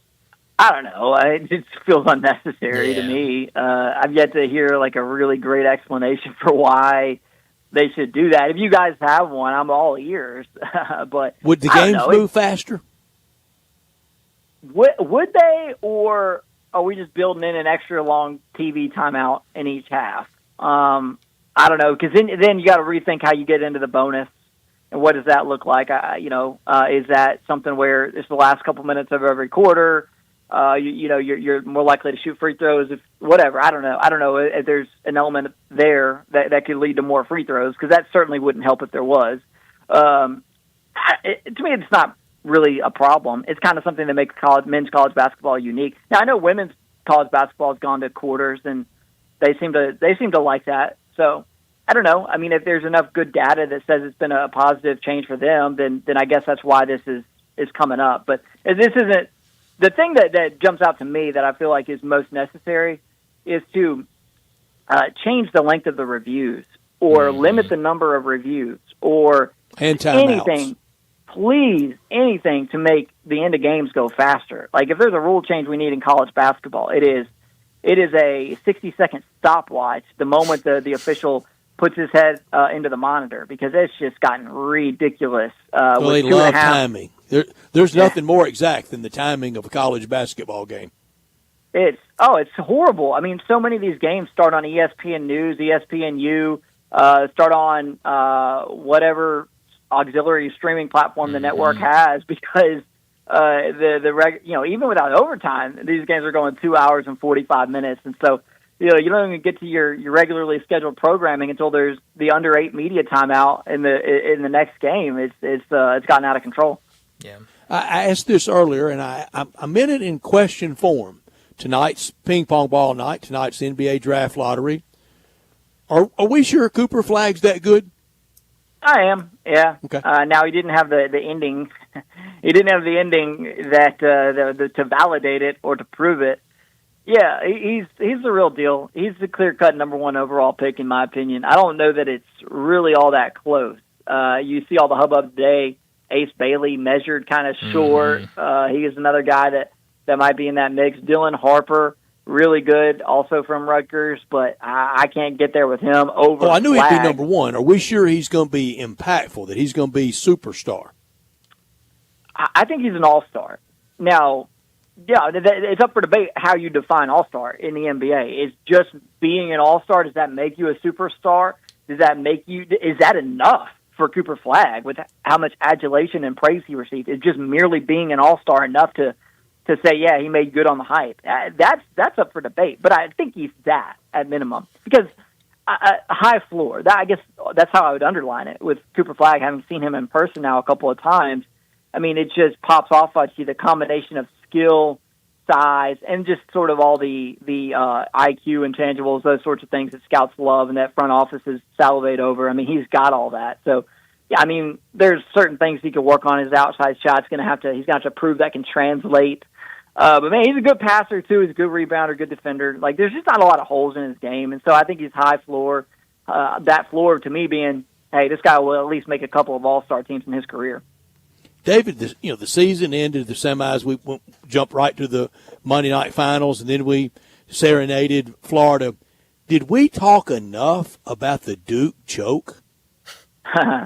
Well, I don't know. It was pretty epic. It was just a golden opportunity right out there in front of John Shire. I mean, I don't know that he'll ever have that type of team again. They were so long, so many NBA caliber players, the right mix of freshmen and veterans. He nailed the roster composition. He had the number 1 overall pick. He had Houston dead to rights in the Final Four, and somehow they couldn't get it done. And that's where Duke, never having been tested all season long in that crappy ACC, came back to bite them because they just had so little experience executing in late game situations. They couldn't even get the ball in bounds. Yeah. And so, yeah, I mean, I think if John Shire were in his 8th or 9th year, we'd be honing in and harping on that a little bit more. I think he gets a little bit of a pass because it was year 3 for him. But you only get so many of those before it really starts to count against your ledger. And so there's a big sort of problem, I guess, on John Shire's resume moving forward, because if he gets in a situation like that again and it happens again, then it's his reputation. David, I'm glad we're talking about the draft lottery for tonight and Duke and obviously the combine getting started here as well, because I have a game that I would love for you to play. I'm not capable of playing the game, but I know how close you cover college basketball. You would be great for this game. Are you up to play a quick game? Let's do it. All right, Landon, fire it up. All right, David, this game is called Should I Stay or Should I Go? It is the question of should I stay in the draft or should I go back to college? Now, we're talking about Duke. Isaiah Evans already took his name, so he's going back to college. If he was going to stay in the draft, he would be a stay, but now he's going back to college, so he is a go. So I have a list of players that have college eligibility. I want you to tell me, will they stay in the draft or should they go back to school, all right? Okay. Okay, cool. Let's start off. Boogie Fland. Oh, he should stay in the draft. Okay. R.J. Lewis Jr. He should go back to college. Okay. Where would he go? Because he's in the transfer portal right now. Oh, well, he'll make a lot of money somewhere. He's going to be that big fish. He's going to be that big fish if he goes back. He absolutely would. Yaxel Lindenborg. I kind of think he should stay in the draft. I think he's going to surprise some people at the Combine, because I don't know that the scouting universe saw it as much of him as maybe we did, honestly, being Memphis people. Yeah, this is a big Combine for him, for sure. Darian Williams. Oh, you mean the bully ball forward That's from right. Texas Tech. Yeah. Okay. I think he should return to college. Okay. Mackenzie Mbako. Return to college. Okay. He's going to Texas A&M if you're returning to college. That'd be a fun fit. Tahad Pettiford. Oh, I think he should return to college too. Ooh. I think he should play 4 seasons of college basketball, to be honest. Well, it'd be fun to see him do that. Otega Owe. Ooh, Kentucky could pay him so much. Yeah, they could. But I don't think his stock will ever, right now. But his stock will never be higher than it is now, because now they've recruited other really good players, and so he's not going to be the focal point anymore. So I actually think maybe Otega Owe should stay in the draft. Okay, a couple more. Milos Uzan from Houston. Ooh. I think he should go. His stock is really high, too. Okay. He should go. All right, two more. They could pay him a lot, too, though. They could. They absolutely could. Last two, Carter Knox. Oh, he needs to go back to college. Stay. Okay. And then finally, last but not least, PJ Haggerty. How did I know we were going to end on PJ Haggerty? No, he should absolutely go back to college. He should go back to college. And go play where? Yeah. Memphis or wherever. Now, who did I just see that Memphis is in on? Oh, it's Gibbons. Yeah, right? Curtis Gibbons. He's visiting tomorrow.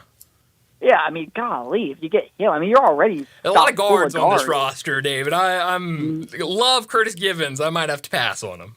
I mean, is this team going 5 out? Aaron Bradshaw going to play 40 minutes? What's going on here? I got some questions there, but he should. PJ Haggerty should go back to college, and he should probably go to NC State. Now, honestly, looking at Memphis's roster, like if he wants to be, if he don't want to have to fight for the ball, he should go to NC State. Brian, I love your list. You know, no Duke guys on it, was it? No. There's So you no got Duke all guys. the Duke guys firmly in the draft? Yeah, this is just the guys that are participating in the scrimmages of Combine. I don't care about the rest of Combine. I just care about who's scrimmaging because that tells me those guys aren't sure enough if they're going to be drafted in the first round or not. Carter Knox, interesting. He's the kind of guy that a year from now with the big year, playing for Cal, everything works well. Also, a year from now, his game could be really picked apart, David. Oh, yeah. Well, he's also got the unfortunate sort of label or whatever that, his brother kind of didn't pan out as much as people thought. And he's not too dissimilar of a player either. The big, lanky forward with a lot of tools. But, can you shoot the ball well enough from the outside, defend at a high enough level to really cement yourself as an NBA player? Like, those are sort of some of the same questions with a Carter Knox. But you look at the Arkansas roster, and it's clear there's going to be a spot for him. And there was a spot for him this past season. He's just got to develop a little bit. Yeah, it's harder now for freshmen. I think he got better as the year went along. I thought Knox and Billy Richmond played their best ball at the end. Oh, yeah, and it was almost a blessing that Aduthiero missed as much time and Boogie Flam missed as much time because they got a lot deeper because of the fact that Knox and Richmond in particular had to play. Yeah. Well, it's a lot of decisions to be made. I guess next week we'll be doing mock drafts and NBA Combine recaps with you on some of these guys that I'm sure will make their decisions or be making their decisions by then. David, as always, thanks so much for joining us. We'll do it again next week. All right, fellas. I appreciate it. Thanks, David. Thank you, David. Great stuff, Brian. I love that. And we'll see about P.J. Haggerty. Decision times coming soon. Did you see his cryptic tweet over the weekend? Do you make anything of his cryptic tweet? I don't. I had a buddy that I sent it to, and I go, can he just make a decision already? He's just tired of toying with us. Exactly. I want to wish everybody happy 2026 from everyone at All-Star Chevrolet and Olive Branch. Yeah, that's right. 2026 is already here at All-Star Chevrolet. Head down there, down Highway 78, and drive one of the new, all new 26 Equinox. Did you mention Silverado? Well, I will mention Silverado. Nobody has more new Silverados than they have at All-Star. And in Olive Branch, down Highway 78, first exit Kraft Goodman Road, after you cross into Mississippi, where all the Chevys are. May is your month to finance your new Silverado as low as 0.9. That's less than 1%. Your good credit deserves it, and you get it at All-Star. If you're law enforcement, first responder, a recent grad, and there's getting ready to be a lot of y'all, a lot of people out there that qualifies under that, military, educator, healthcare worker, instant extra $500 bonus back. All-Star with every pre-owned truck and SUV you're looking for.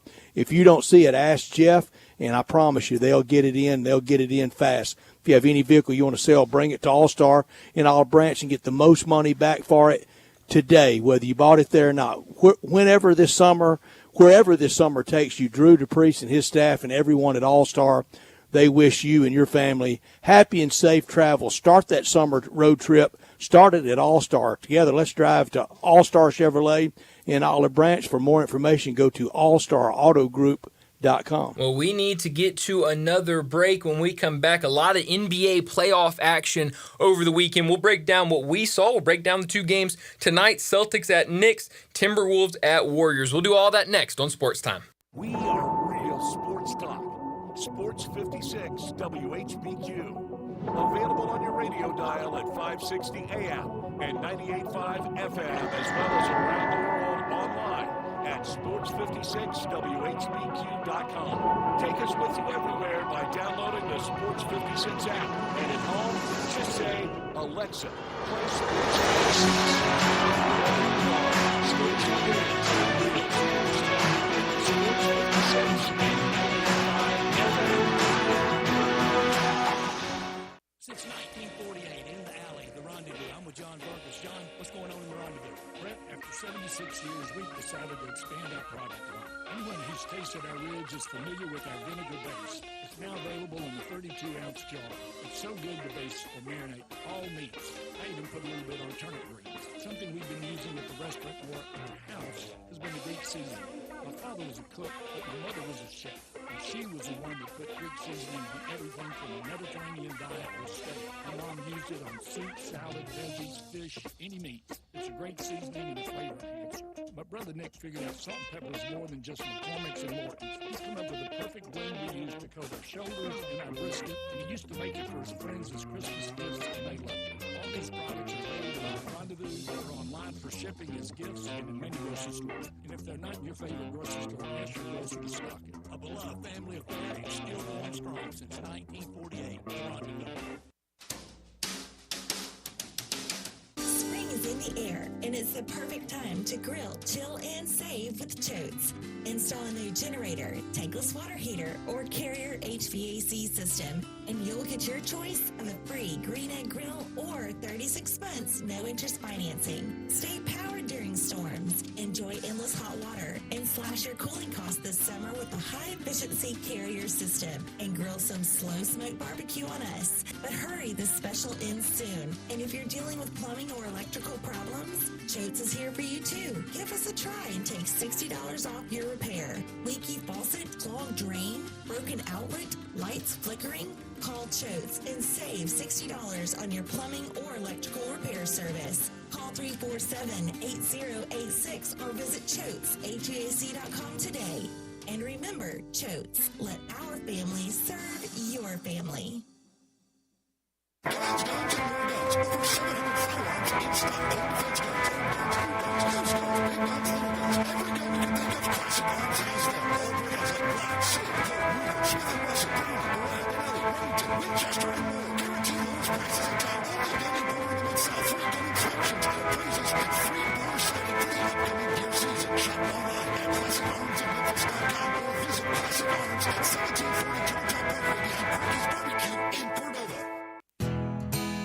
Nestled in the heart of East Memphis, located corner of Park and Cherry, is a beautiful residential neighborhood. I'm here at Town Village Audubon Park interviewing a new resident, Carolyn. Share with us why you chose Town Village. Well, if your parents or special friends need to make that big move, let me share with you my experience. It was tough for me to leave home, but then I discovered Town Village. I would like to highly recommend Town Village to you and your loved ones. After looking at all the amenities and meeting all the people and the staff, I was hooked. From restaurant, bistro, 3 meals per day, housekeeping, transportation, security, health care, physical therapy, exercise room, and even a heated pool and spa. Come see us and make your new home in Town Village.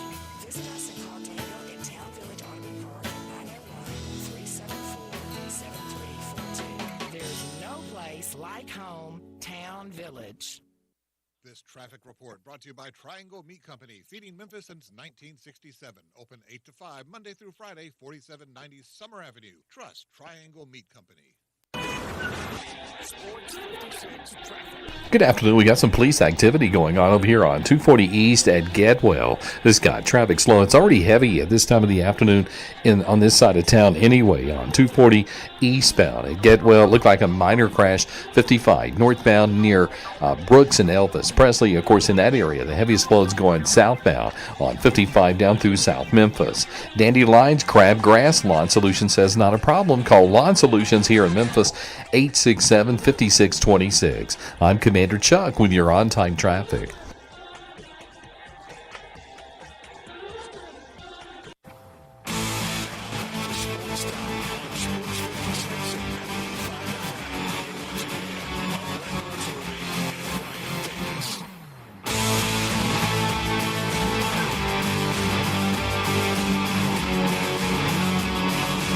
Welcome back into Sports Time. Bryant and Brett with you live and local inside our Family Leisure Studios. The NBA playoffs, they are off and running in the second round. A lot of really good series, and we've got one that is getting close to wrapping up. It feels like Cavs Pacers. They played twice over the weekend. Friday night, the Cavs get the win, 126-104, bringing back all their injured guys. Really did a nice job on the boards. But then last night, a little flip of the switch for Indiana. They put up 80 points in the first half, led by 41 points at halftime. End up winning that game, 129-109. So now you look up, Pacers up 3-1 with an opportunity to close out the series. Now, we'll be in Cleveland. That will make it difficult. But Indiana only one game away to getting to back-to-back Eastern Conference Finals.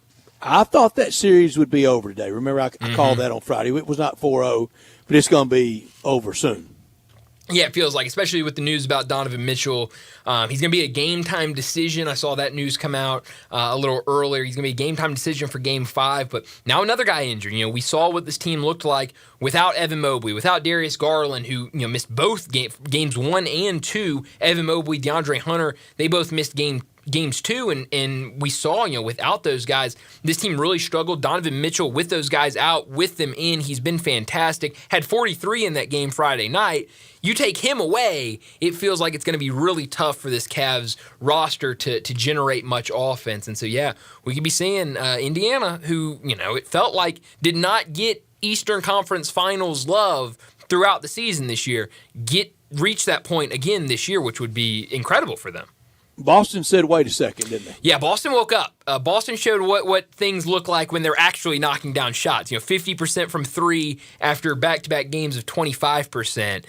Doing that at Madison Square Garden with that type of environment, it was kind of a wake-up call, I think, for a lot of people. And when we go through those Knicks names from the past, are we sure Jalen Brunson's better than Carmelo Anthony? No, but, I'll go back to what I said. I don't think it's really how great he is. He's a fantastic player, but it's more, it feels like, what he means to this team right now. I mean, he is the leader and he's the driver, and when you need a bucket at the end of the game. But he ain't Jeter. No, but he's not Eli. He's Mr. Clutch right now, and when you're able to knock down those type of shots, that puts you in that mix with some big time names. But it's just so exalted and overdone. They lose tonight. The series, Boston takes this series. That means he's won one playoff series this spring. That's during right. all this canonization. Mm-hmm.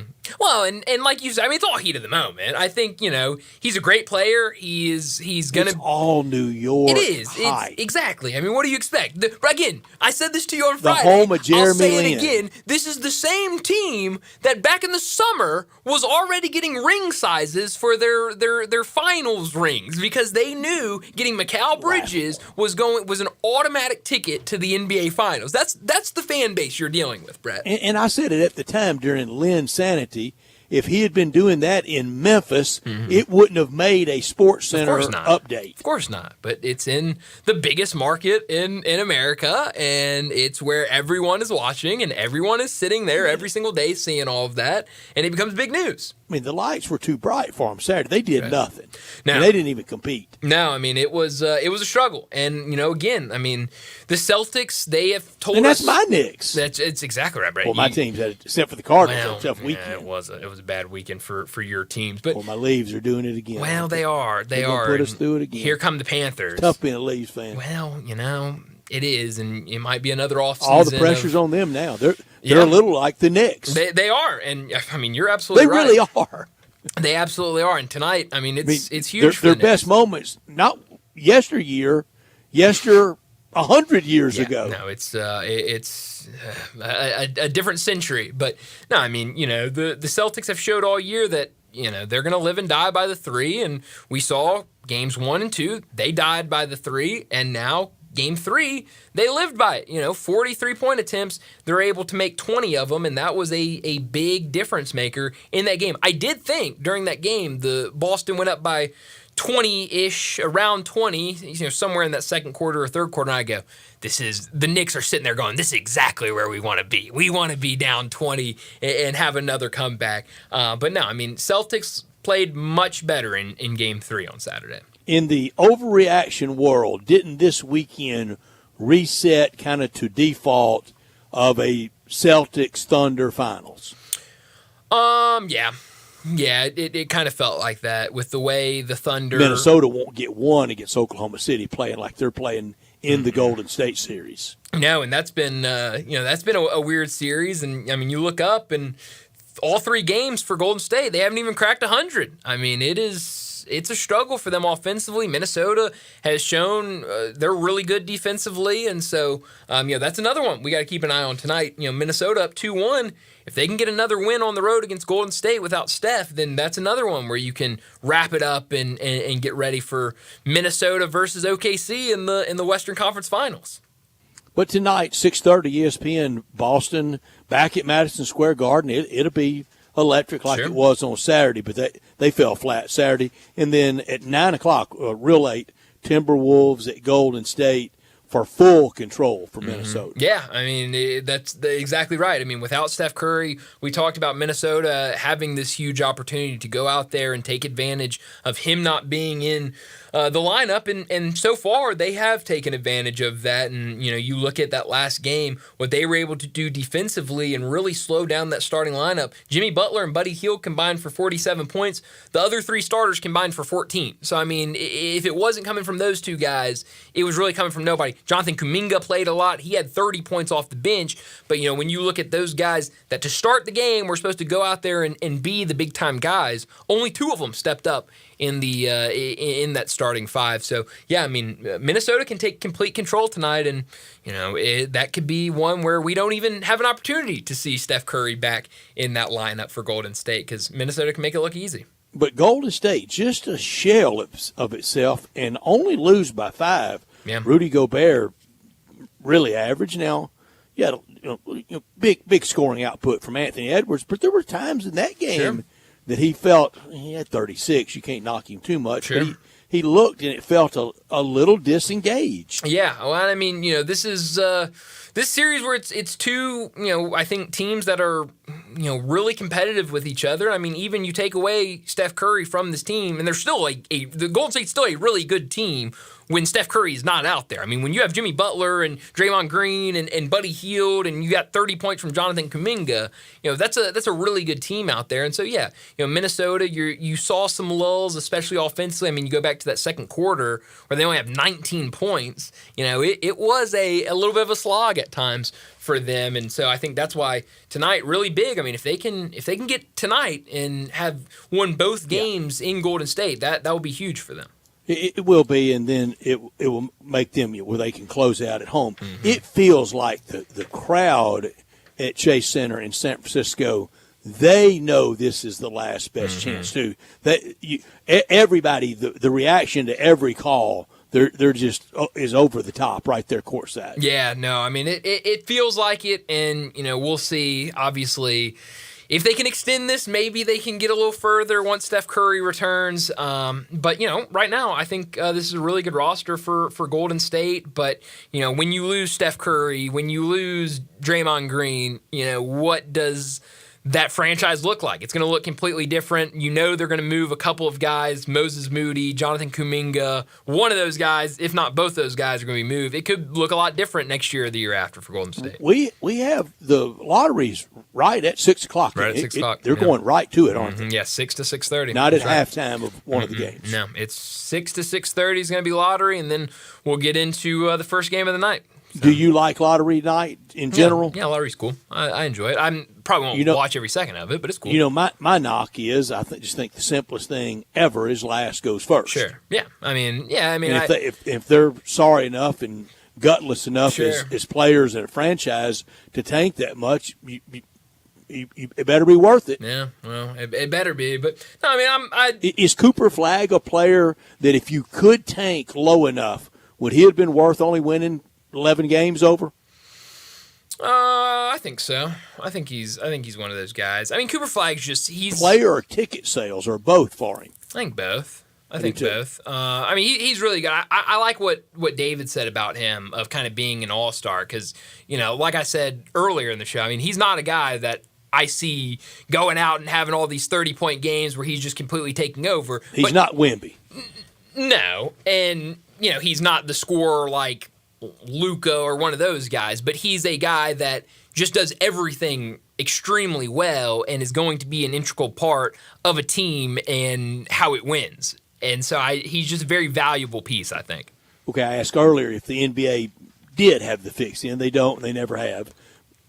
Opposite of that, what is Siberia? Where does nobody deserves to go here? Wow. I mean, there's a couple places like that. I would say probably, I don't know. Charlotte's a really bad organization. Mm-hmm. Maybe Charlotte. Charlotte or Utah. I'd hate to play in Utah, but that's just New kind of a Orleans personal not thing. far from it, sadly. No, it's really not. Yeah, I would say probably one of those three would be for me. But I wouldn't mind Utah getting them.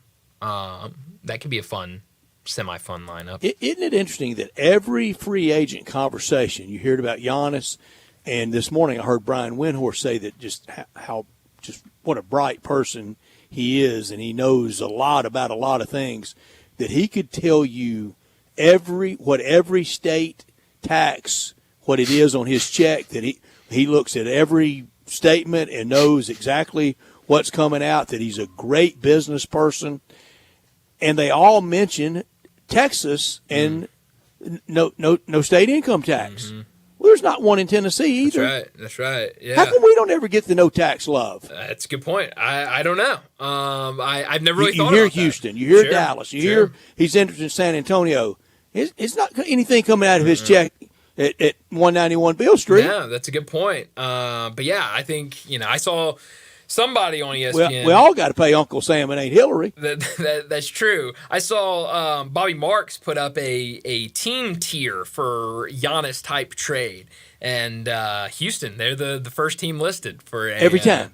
A Giannis type trade. They certainly have plenty of things to offer. And they've been out there saying that they're going to go big fish hunting this offseason. There's no way Houston ends up with KD and Giannis. No. It'd be one or the other. It'd be one of the. I don't think. Who'd you take? Well, I mean, KD you could get. I believe KD be free agency, so you wouldn't have to give up anything for him. So I'd maybe take him instead of having to trade for Giannis. But I mean, I think right now Giannis is the more impactful player. I don't know. I mean, who's got the next championship in him? Giannis? Probably Giannis. I think so. I mean, I think has more years, so gives you more of an opportunity. But I don't know. I should say in this story, Bobby Marks has Memphis listed in the wild card tier for Giannis, alongside Detroit, New Orleans, Oklahoma City, and Orlando. I read the story. I never found us. Really? Oh, they're I'm right sorry, there. I missed it. They're right there. There were so many tiers. I thought it was very poorly. The tiers were hard to understand, I thought, and kind of where one tier starts and the other ends. But Grizzlies in there somewhere. I don't know. Switching gears real quick before we go to break. Mm-hmm. We're going to have the Presidential Commission on College Football headed by Nick Saban. Mm-hmm. Who should be his chief lieutenant? Who from the college football world would you hire? Because now you're not going to be co-chairman. Right. No. He's not much on coach. He's going to be the boss. But who should be the first person that you hear hired? Okay, this isn't a handshaking commission. Oh man, I don't know. Who you got? I'm gonna reverse the question on you. I'm very serious when I say it. Barrett Jones. And how he would and could work with Coach Saban. Certainly. Not that far removed from the sport, knows it, knows what it takes for the betterment of the sport, and they would be hand in glove. You know what? I'm not even gonna throw out anything because I second Barrett. I love Barrett, so I'd be cool. Yeah, and you're right. I mean, obviously, in a different aspect, worked together when he was player and Nick Saban was coach. So obviously, are very familiar with each other. So yeah, I'd do that. And obviously, Barrett around the game a lot after playing. So has a good grasp on what's going on in college football right now. So yeah, I'm all for that. Great head on his shoulders. Yeah, I'm all for that. I'd love that. But yeah, I guess we will get more information about that and what they're going to do. You like my incorporating the bowl idea, didn't you? I did. I really like that. That was some bowl ought to be out there begging. I think it's for a lot of bowl survival to be involved in something like that. Certainly with expanding any more than we already have, it feels like it's going to be life or death for a lot of bowl games. So yeah, I'm definitely I like that idea and think I think it's a really good idea. But we got to get to another break, and when we return, it'll be time for Big Number of the Day.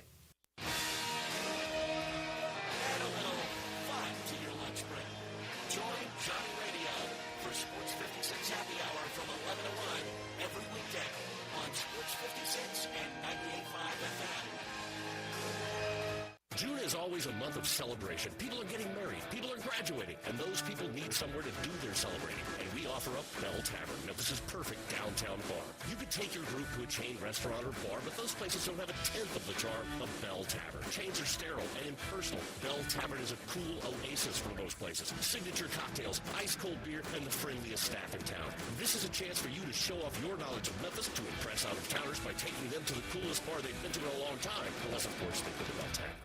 Progressive knows when you're in your RV, you're already on vacation. That's when you become Vacation You. Who just camped where there's absolutely no shade. Even though regular you burns easily. In fact, Vacation You burns too, but is too stubborn to admit it, which is why regular you gets in trouble at the dermatologist, because Vacation You doesn't do doctors. So bundle your RV with your home or auto policy and earn an automatic discount from Progressive. And spend the savings on the both of you. Progressive Casualty Insurance Company affiliates and other insurers. Not available in all states or situations.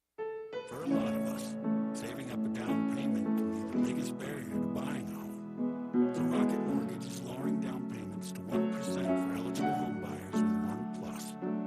Because everyone deserves their shot at the American dream. Call 800-4ROCKET or visit rocket.com to get a head start on your starter home. Rocket Mortgage, LLC. Licensed in all 50 states. NMLSconsumeraccess.org. Number 3030. Pools, and more pools. Yes, it is pool time at Family Leisure. Family Leisure is already booking pool installs, so you need to buy now and get on that list. 24-foot pools start at $19.99 install. Liners are starting at $2.99. You're going to need some pool accessories, so they're all up to 20% off. Not quite ready for a pool? That's fine. Get a 5 or 6 person hot tub starting at under $7,000. You can also go for a swim spa or perhaps a cold plunge tub. Those are now $2,000 off. Get patio furniture up to 50% off on select sets. Buy your pool now. Get on that install list. Mention this commercial, and your install is free. It's underlined in the in-bold print, so you know it's big. It's pool time at Family Leisure. Family Leisure, Whitten Road at I-40, where family and fun come together.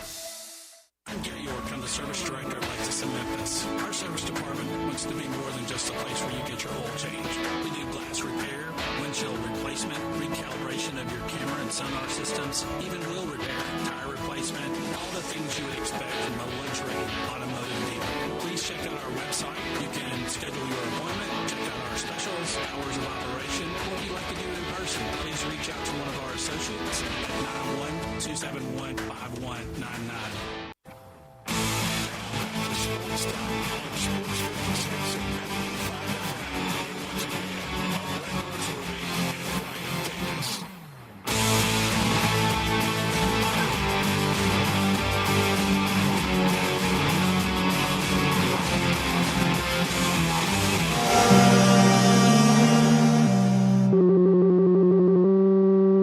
Big Daddy. Hello, Big Brand. It's a guy, he wants to be big, then he gets big, he doesn't want to be big anymore, then he gets small, but the suit's too big. Big Daddy. The big boy. You're a big guy. I think she's trying to pull a fast one on Big Daddy. The big number of the day.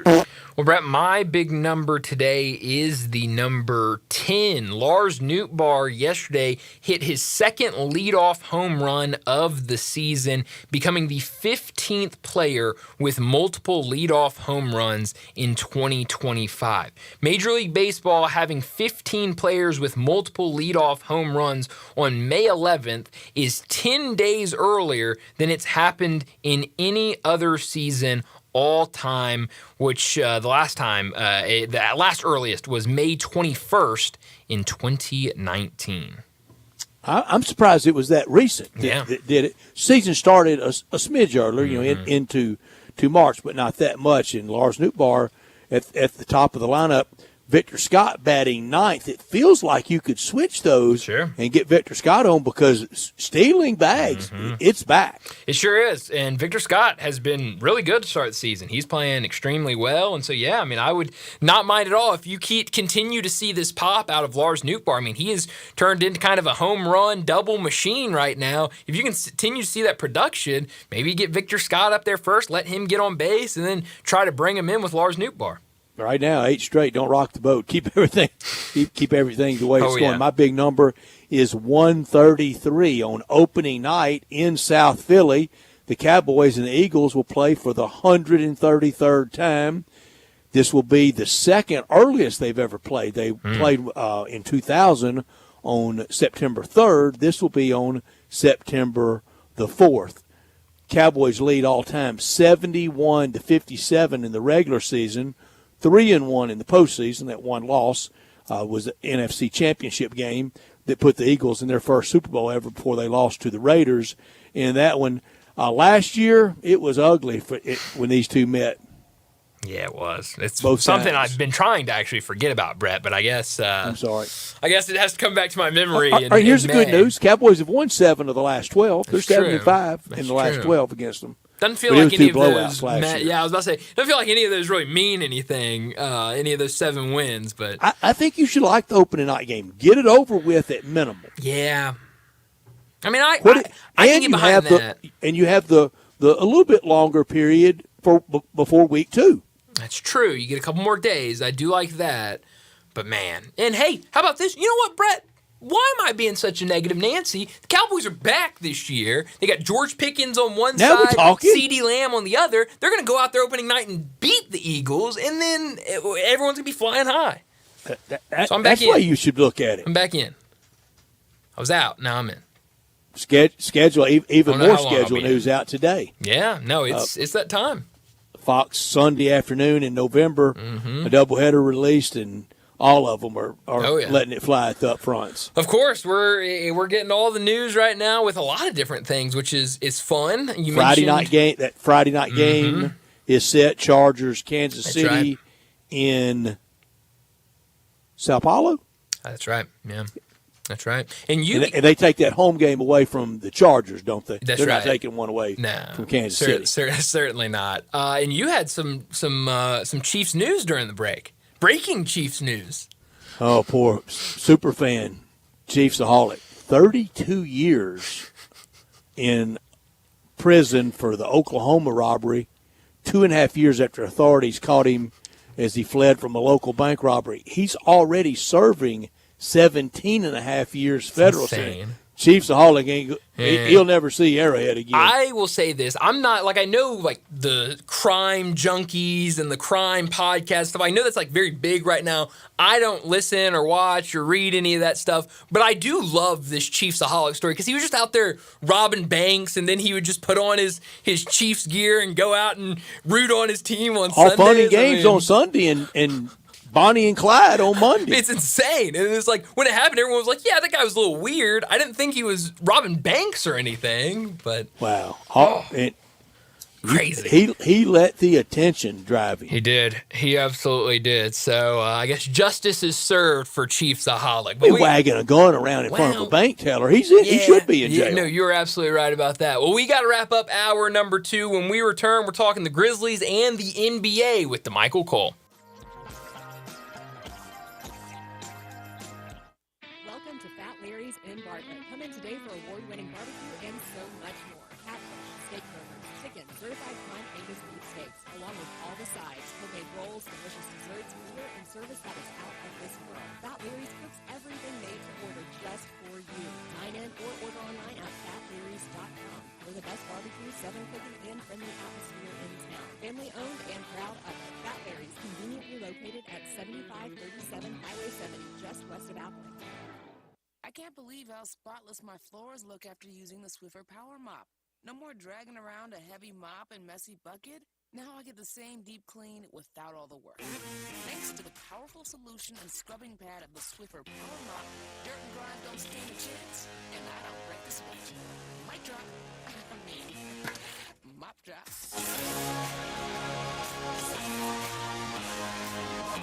A smarter way to mop. Try it or your money back.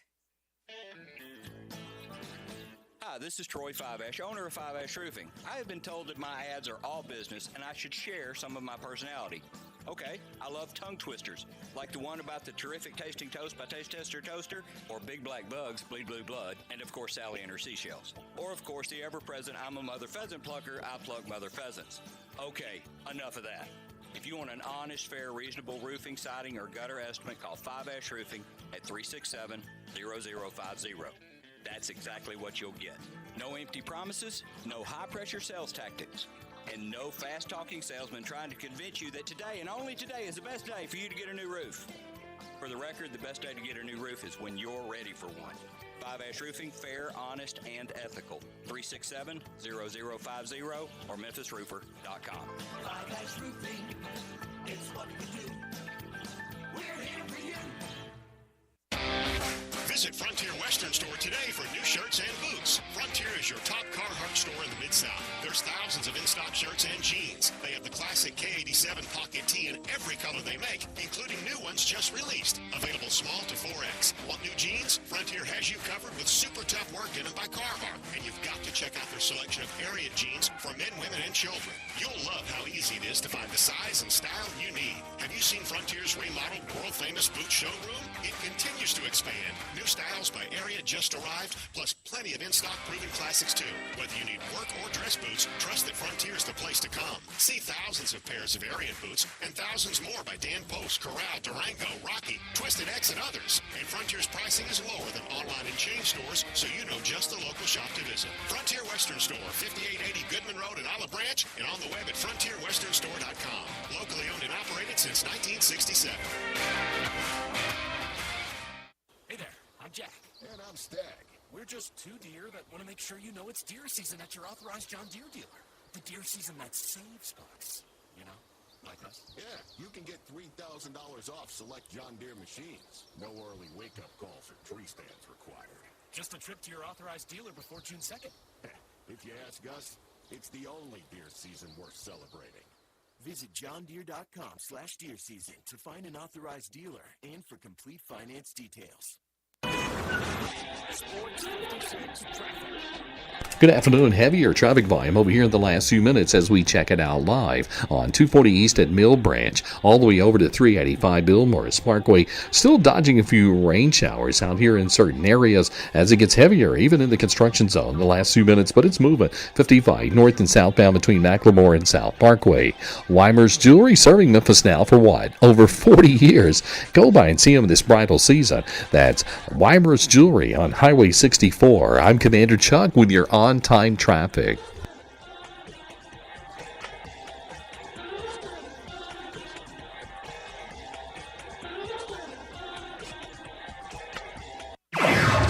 Sports 56, WHBQ Memphis, and W253DF Memphis with John Harden. Weekdays from 11 to 1. Now, back to Sports Time on Sports 56 and 98.5 FM. This hour brought to you by Jaguar Land Rover once again. You say you stand by your man. Tell me something I don't understand. You said you Welcome back into Sports Time. Bryant Brett with you live and local inside our Family Leisure Studios. We're about to talk with DeMichael Cole, the Grizzlies beat writer over at the Commercial Appeal. Going to talk some Grizzlies with him, but also just NBA in general as we have the draft lottery tonight, Combine getting started later this week, and then obviously the NBA playoffs going on right now. The two big games tonight on ESPN. Celtics at Knicks, with the Knicks up 2-1. Feels like a big one at home in New York. And then that second game, Timberwolves at Warriors, where Minnesota can take complete control of this series, winning both games on the road. Really good night. And then even tomorrow night, you're going to get some really good games. The NBA playoffs have been really, really fun to watch this year. They have been, and I think we're on the verge of blockbuster summer near and far. Yeah, I mean, it feels like including the Grizzlies. Yeah, I mean, when you have the two stars of Kevin Durant and Giannis Antetokounmpo with the possibility of them being available, Kevin Durant, it feels like, you know, the earliest he can be available, he will be. Giannis, we're still waiting with the, I guess, big break. I'm looking at SportsCenter right now, and it says breaking news: Giannis Antetokounmpo open to exploring best fits outside of Bucks. Just, you know, the way it was reported this morning by Shams, it didn't really feel like a big-time news. It was just kind of like he hadn't made a decision yet, but kind of for the first time, he's sort of open to maybe going somewhere different. It didn't feel like big news at all.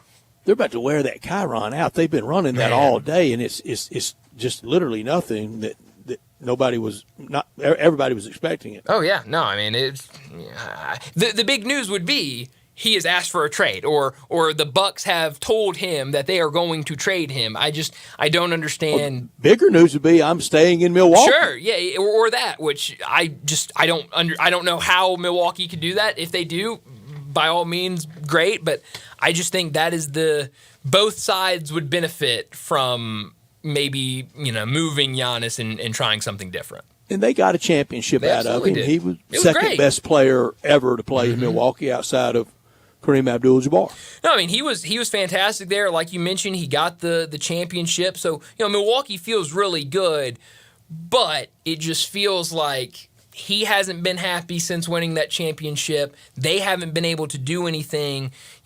Damian Lillard goes down with another injury. Who knows when he's going to be back? I don't want to say this is career ending, but at his age with that type of injury, it feels like it's going to be hard for him to come back from. It just feels like the time where everything's high for Giannis. Every team in the league will be lining up with great packages to try to offer to get him, and the Bucks could go a different direction and say, hey, we're going to move you and we'll get all of this back in assets, in players, and we'll, work on this next era for Milwaukee.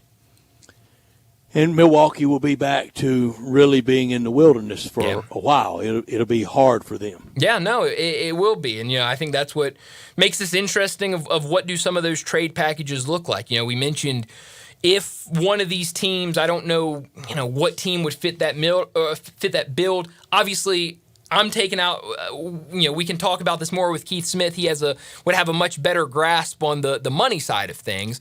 But, looking at some of these teams that are in the lottery tonight, Philadelphia, if they can make the money work, if they won the lottery, obviously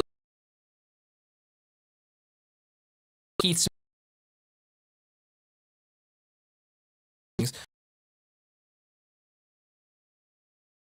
Yeah. One pick, maybe they go and try to get Giannis and trade that first. I think New Orleans could be in that mix where they could make a move and trade for Giannis. There are a couple teams in this draft lottery that feel like they're close enough to make that. Certainly Houston don't have really good chances at all, but if they were to win it, they could go out there and try to trade that first-round pick for Giannis. What will that package look back? It will be a lot of picks, but it'll also be some players. What do these players look like depending on the team? Because maybe that makes it a little more manageable for Milwaukee if you can still be relevant and still do things because of the players you get back in that trade. Yeah, we're trying to get a hold of DeMichael Cole from the Commercial Appeal and talk Grizzlies and the rest of the league. And the Grizzlies almost will have to be in it. I mean, how much of the kind of big three will move on? Yeah, I mean, that's the question. 1, 2, all three. I don't think it'll be all three. No, but I mean, if you're in the Giannis sweepstakes, if you call Milwaukee and say, hey, what's it going to take? And they say, give us 2 of them. Absolutely. I don't care which 2. If it's to go get Giannis, I think you make that move. Bane 5 seconds. You know what Bane's up to make next year? It's a lot of money. $35 million. Yeah, I think in terms of my checklist, that contract is a killer. Yeah, I think that's number 1 on my list of guys you got to move this offseason. I mean, he is number 1 for me, and I don't think it's bad, really close. shots bad, defense nothing special. Yeah, you remember when we were supposed to believe that he was going to be the secondary point guard option. He was going to bring the ball option. Bane was about as dependable as my connectivity today. well, the dependability's been really good up until 5 seconds ago, right. So I don't know. Right. I don't know if I can say that about Desmond Bane. But no, I think for me, it's probably Desmond Bane. Would you miss him? No, absolutely not. Absolutely not. Are you scared of? Oh, he's on another team. He's going to come back and be a Grizzlies killer? No, not really. Move right on. Not really. I think my list of the big 3 would be Desmond, Jaren, and then Ja would be my 1, 2, 3 of kind of move. I've got big 3, kind of big 3. Move them all. Yeah. Do it now. Yeah. And while you can still get something. I'm telling you, for everybody that wants to, and I know the reasons, a lot of it economic, suites, tickets, splash, the star. Whenever it happens, whether it's next year or the year after, that next time John Morant has to miss 40 games for any reason, check back with me. Well, and that's the thing is his Do it availability. now. Yeah, and I am curious, and I don't know if we'll ever get the answer to it, but how much of that was John Morant wanting to sit out and how much of it was front office wanting John Morant to sit out? Because, we've seen the front office told us one game that they are completely fine with sitting everybody. Sure did. And so, that is the big question for John Morant. We've got DeMichael Cole with us now, the Grizzlies beat writer over at the Commercial Appeal. DeMichael, thanks so much for joining us. You had a story in the Commercial Appeal earlier today about what the Grizzlies can do this offseason, kind of more around draft without a first-round pick. Tell us a little bit about what's in that story and what this offseason will look like with everybody talking about draft with the lottery tonight. Yeah, what's going on, guys? It's a different situation for the Grizzlies in the draft this year because, they traded their first-round pick. It was a trade to, with the first-round pick went to Washington. It was lottery protected, and, we were talking about it on here. I think it was around the play-in time when it was kind of discussion around if the Grizzlies had lost at the end of the regular season or they lost in the play-in and avoided making the playoffs, they would have been able to keep the pick. But now the pick is being sent out to Washington. So the Grizzlies this year, they have two kind of late second-round picks right now, number 48 and number 56 overall. But yeah, the story kind of just was breaking down the roster in terms of what can the Grizzlies even do, in the draft. For example, we talked about the history with their late second round picks, what they've done there, a route to moving up, whether that be up higher in the second round. I think I said in the story that I think you can say it's unlikely that the Grizzlies would target moving up in the first round of this draft. So it's looking like if they do move up, it'll potentially be the second round. And I also said that it's tough seeing it's going to be really difficult to see them use both picks. I don't see that. I don't see them just drafting straight up at 48 and 56 and bringing those two players in. So I'm expecting some type of movement, whether it's a draft and stash type deal, whether it's trading both picks up, whether it's trading one pick for a future asset or something like that. So look, it's not the typical draft where we're gonna be looking at every mock draft, seeing where the Grizzlies will go, but still a telling opportunity for what's coming up. Yeah, much different from last year. Brett brought it up earlier today. I mean, last year we were all huddled around the TVs tonight figuring out where the Grizzlies were going to pick, and obviously that ended up being 10 with Zach Edey. And now this year we will not. We'll watch it. We'll pay attention to it, but we certainly won't be worried about it from a Grizzlies standpoint. I definitely want to get back to the Grizzlies, but talking about the draft lottery and lottery tonight, obviously the Cooper Flag sweepstakes, where do you want him to go? Where do you not want him to go? I say anywhere in the Eastern Conference is fine by me, looking at it from the Grizzlies' point of view. Oh yeah, anything in the Eastern Conference is definitely best from the Grizzlies side.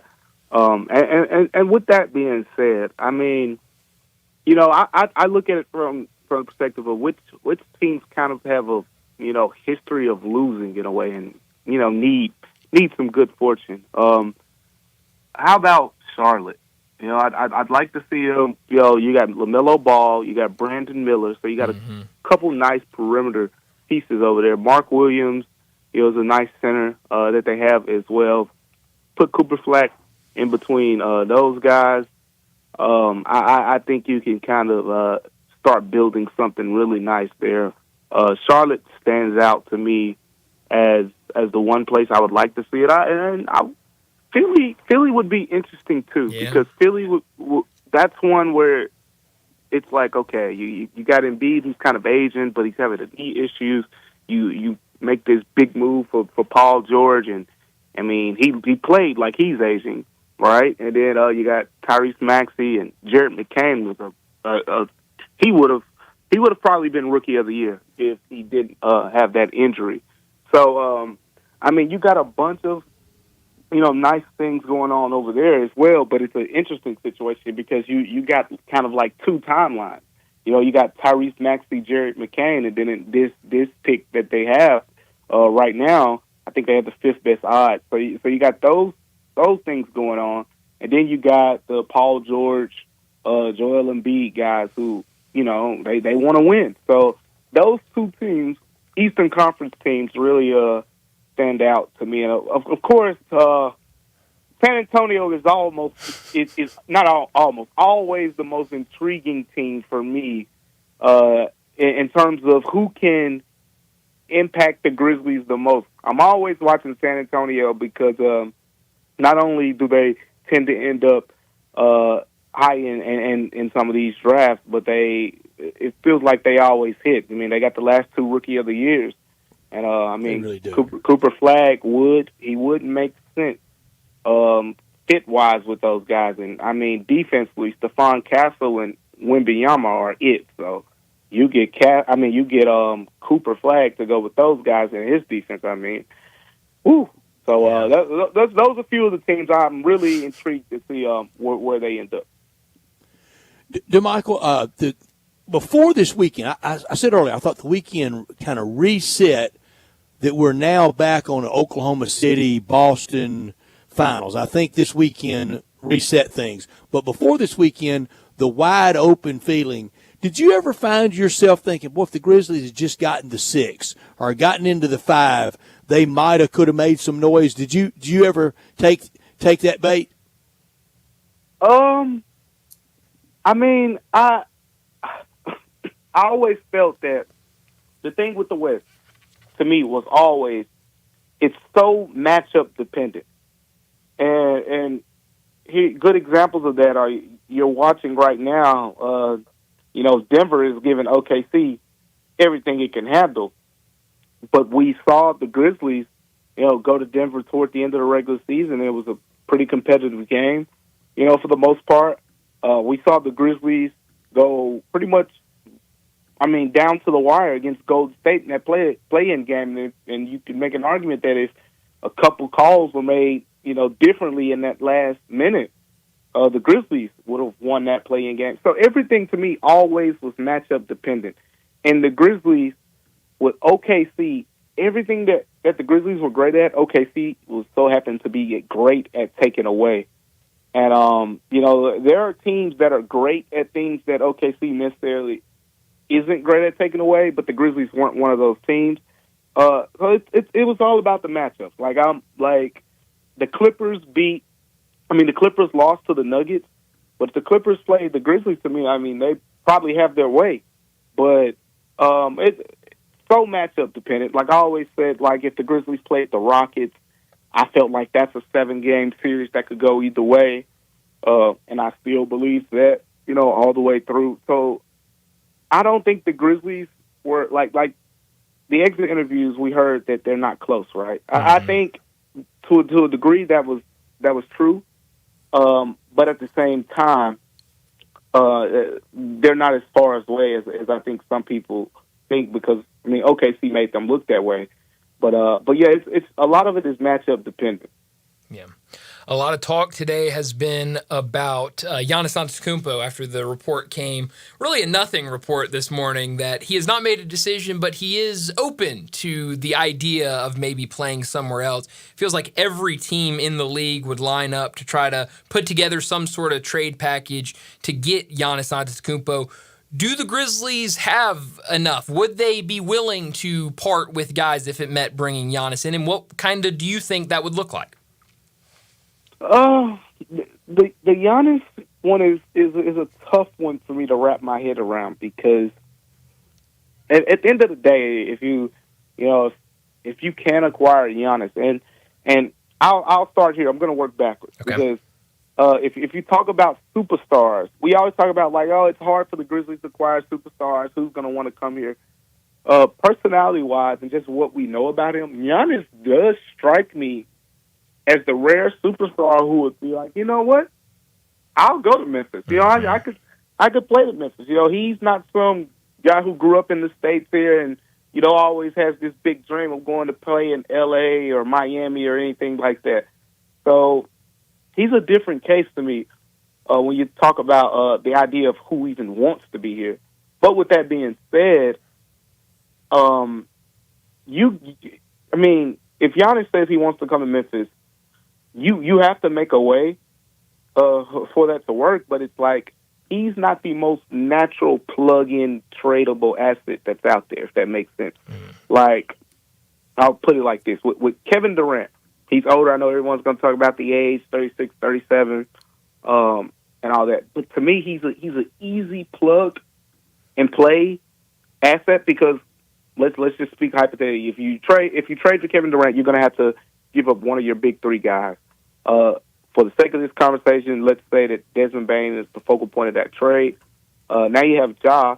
You move Jalen Wells over to his natural spot at the 2, and he can, guard smaller guys, rather than having to deal with LeBron James and stuff like that, where he had to at times.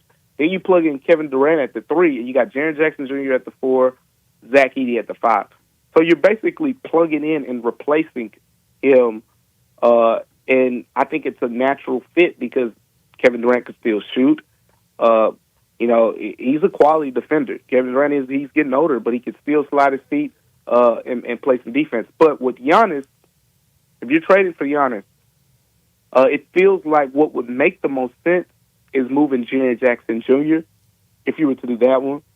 You keep the backcourt together. But then, to me, you still have some similar questions. You have a spacing question now because you're going to have Zach Edey and Giannis as your front court, whereas with Jaren, Jaren's going to get some three-point shots up. So you don't have to worry about that part of it as much. Then you have the backcourt thing where, with Ja Morant, Desmond Bane, and Jalen Wells, some of the same questions that we have now about, the turnover things, the closer, right? Who's going to be that guy late in the fourth quarter and over the course of the game, a good isolation score. You got to realize that for all the things that Giannis is great at, the defense, the rebounding, the scoring, the Bucks winning got Damian Lillard because of their issues with closing games down the stretch. They needed another guy who was a quote-unquote closer. When the Bucks won the championship, that was when Chris Middleton was playing the best basketball of his career and in that closing role. So I say that to say, as great as Giannis has been, he's never been regarded as one of the greatest closers. And that, something like Ja Morant's closing numbers has been great overall, but you can't show me a season in the last 4 years where the Grizzlies have been just this amazing fourth quarter team. So the odds are going to get big with the opportunity to get Giannis. And I'm telling you, I'm saying all this, but if Giannis says, I want to come to Memphis, I'm finding a way to make it happen. Yep. But you better believe it. You make it happen. But you're going to have to reconstruct more than just that trade. So it's not as simple as plug and play to me. Because if you're going to get Giannis now, I think you're looking for another big that can shoot the basketball, or you're asking Zach Edey, hey, you got to get some three-pointers up this summer, like a Brook Lopez type of situation. So, it changes the outlook of the entire roster a little bit more if you go get Giannis. If Giannis came to Memphis, that would be the biggest locker room presence the Grizzlies have ever had in their team's history. Ever. No doubt about it. I mean, you're talking about a former MVP, champion. And when he speaks, you listen. Yeah, you got to. Been there, done that. Mm-hmm. Yeah, absolutely. Last thing for you, DeMichael. I was obviously back a couple weeks ago when exit interviews were happening. You heard Zach Kleiman talk about how maybe thought that those two young guys in Vince Williams and G.G. Jackson maybe thought they were a little further along than they actually were. Towards the end of the season and kind of giving you the minutes they were able to give you. Then Jaren Jackson comes in and talks about how either last offseason or the offseason before that they kind of gave him a list of things of this is what you've really got to focus on this offseason. season going into next season. When you look at Vince Williams and Gigi Jackson, what does that list look like in your mind for those two guys this is what you've got to hammer down this offseason before you come back for next season? Yeah, for one, starting with Gigi Jackson, I want to see him in G League, and this is something I've kind of reported on as well.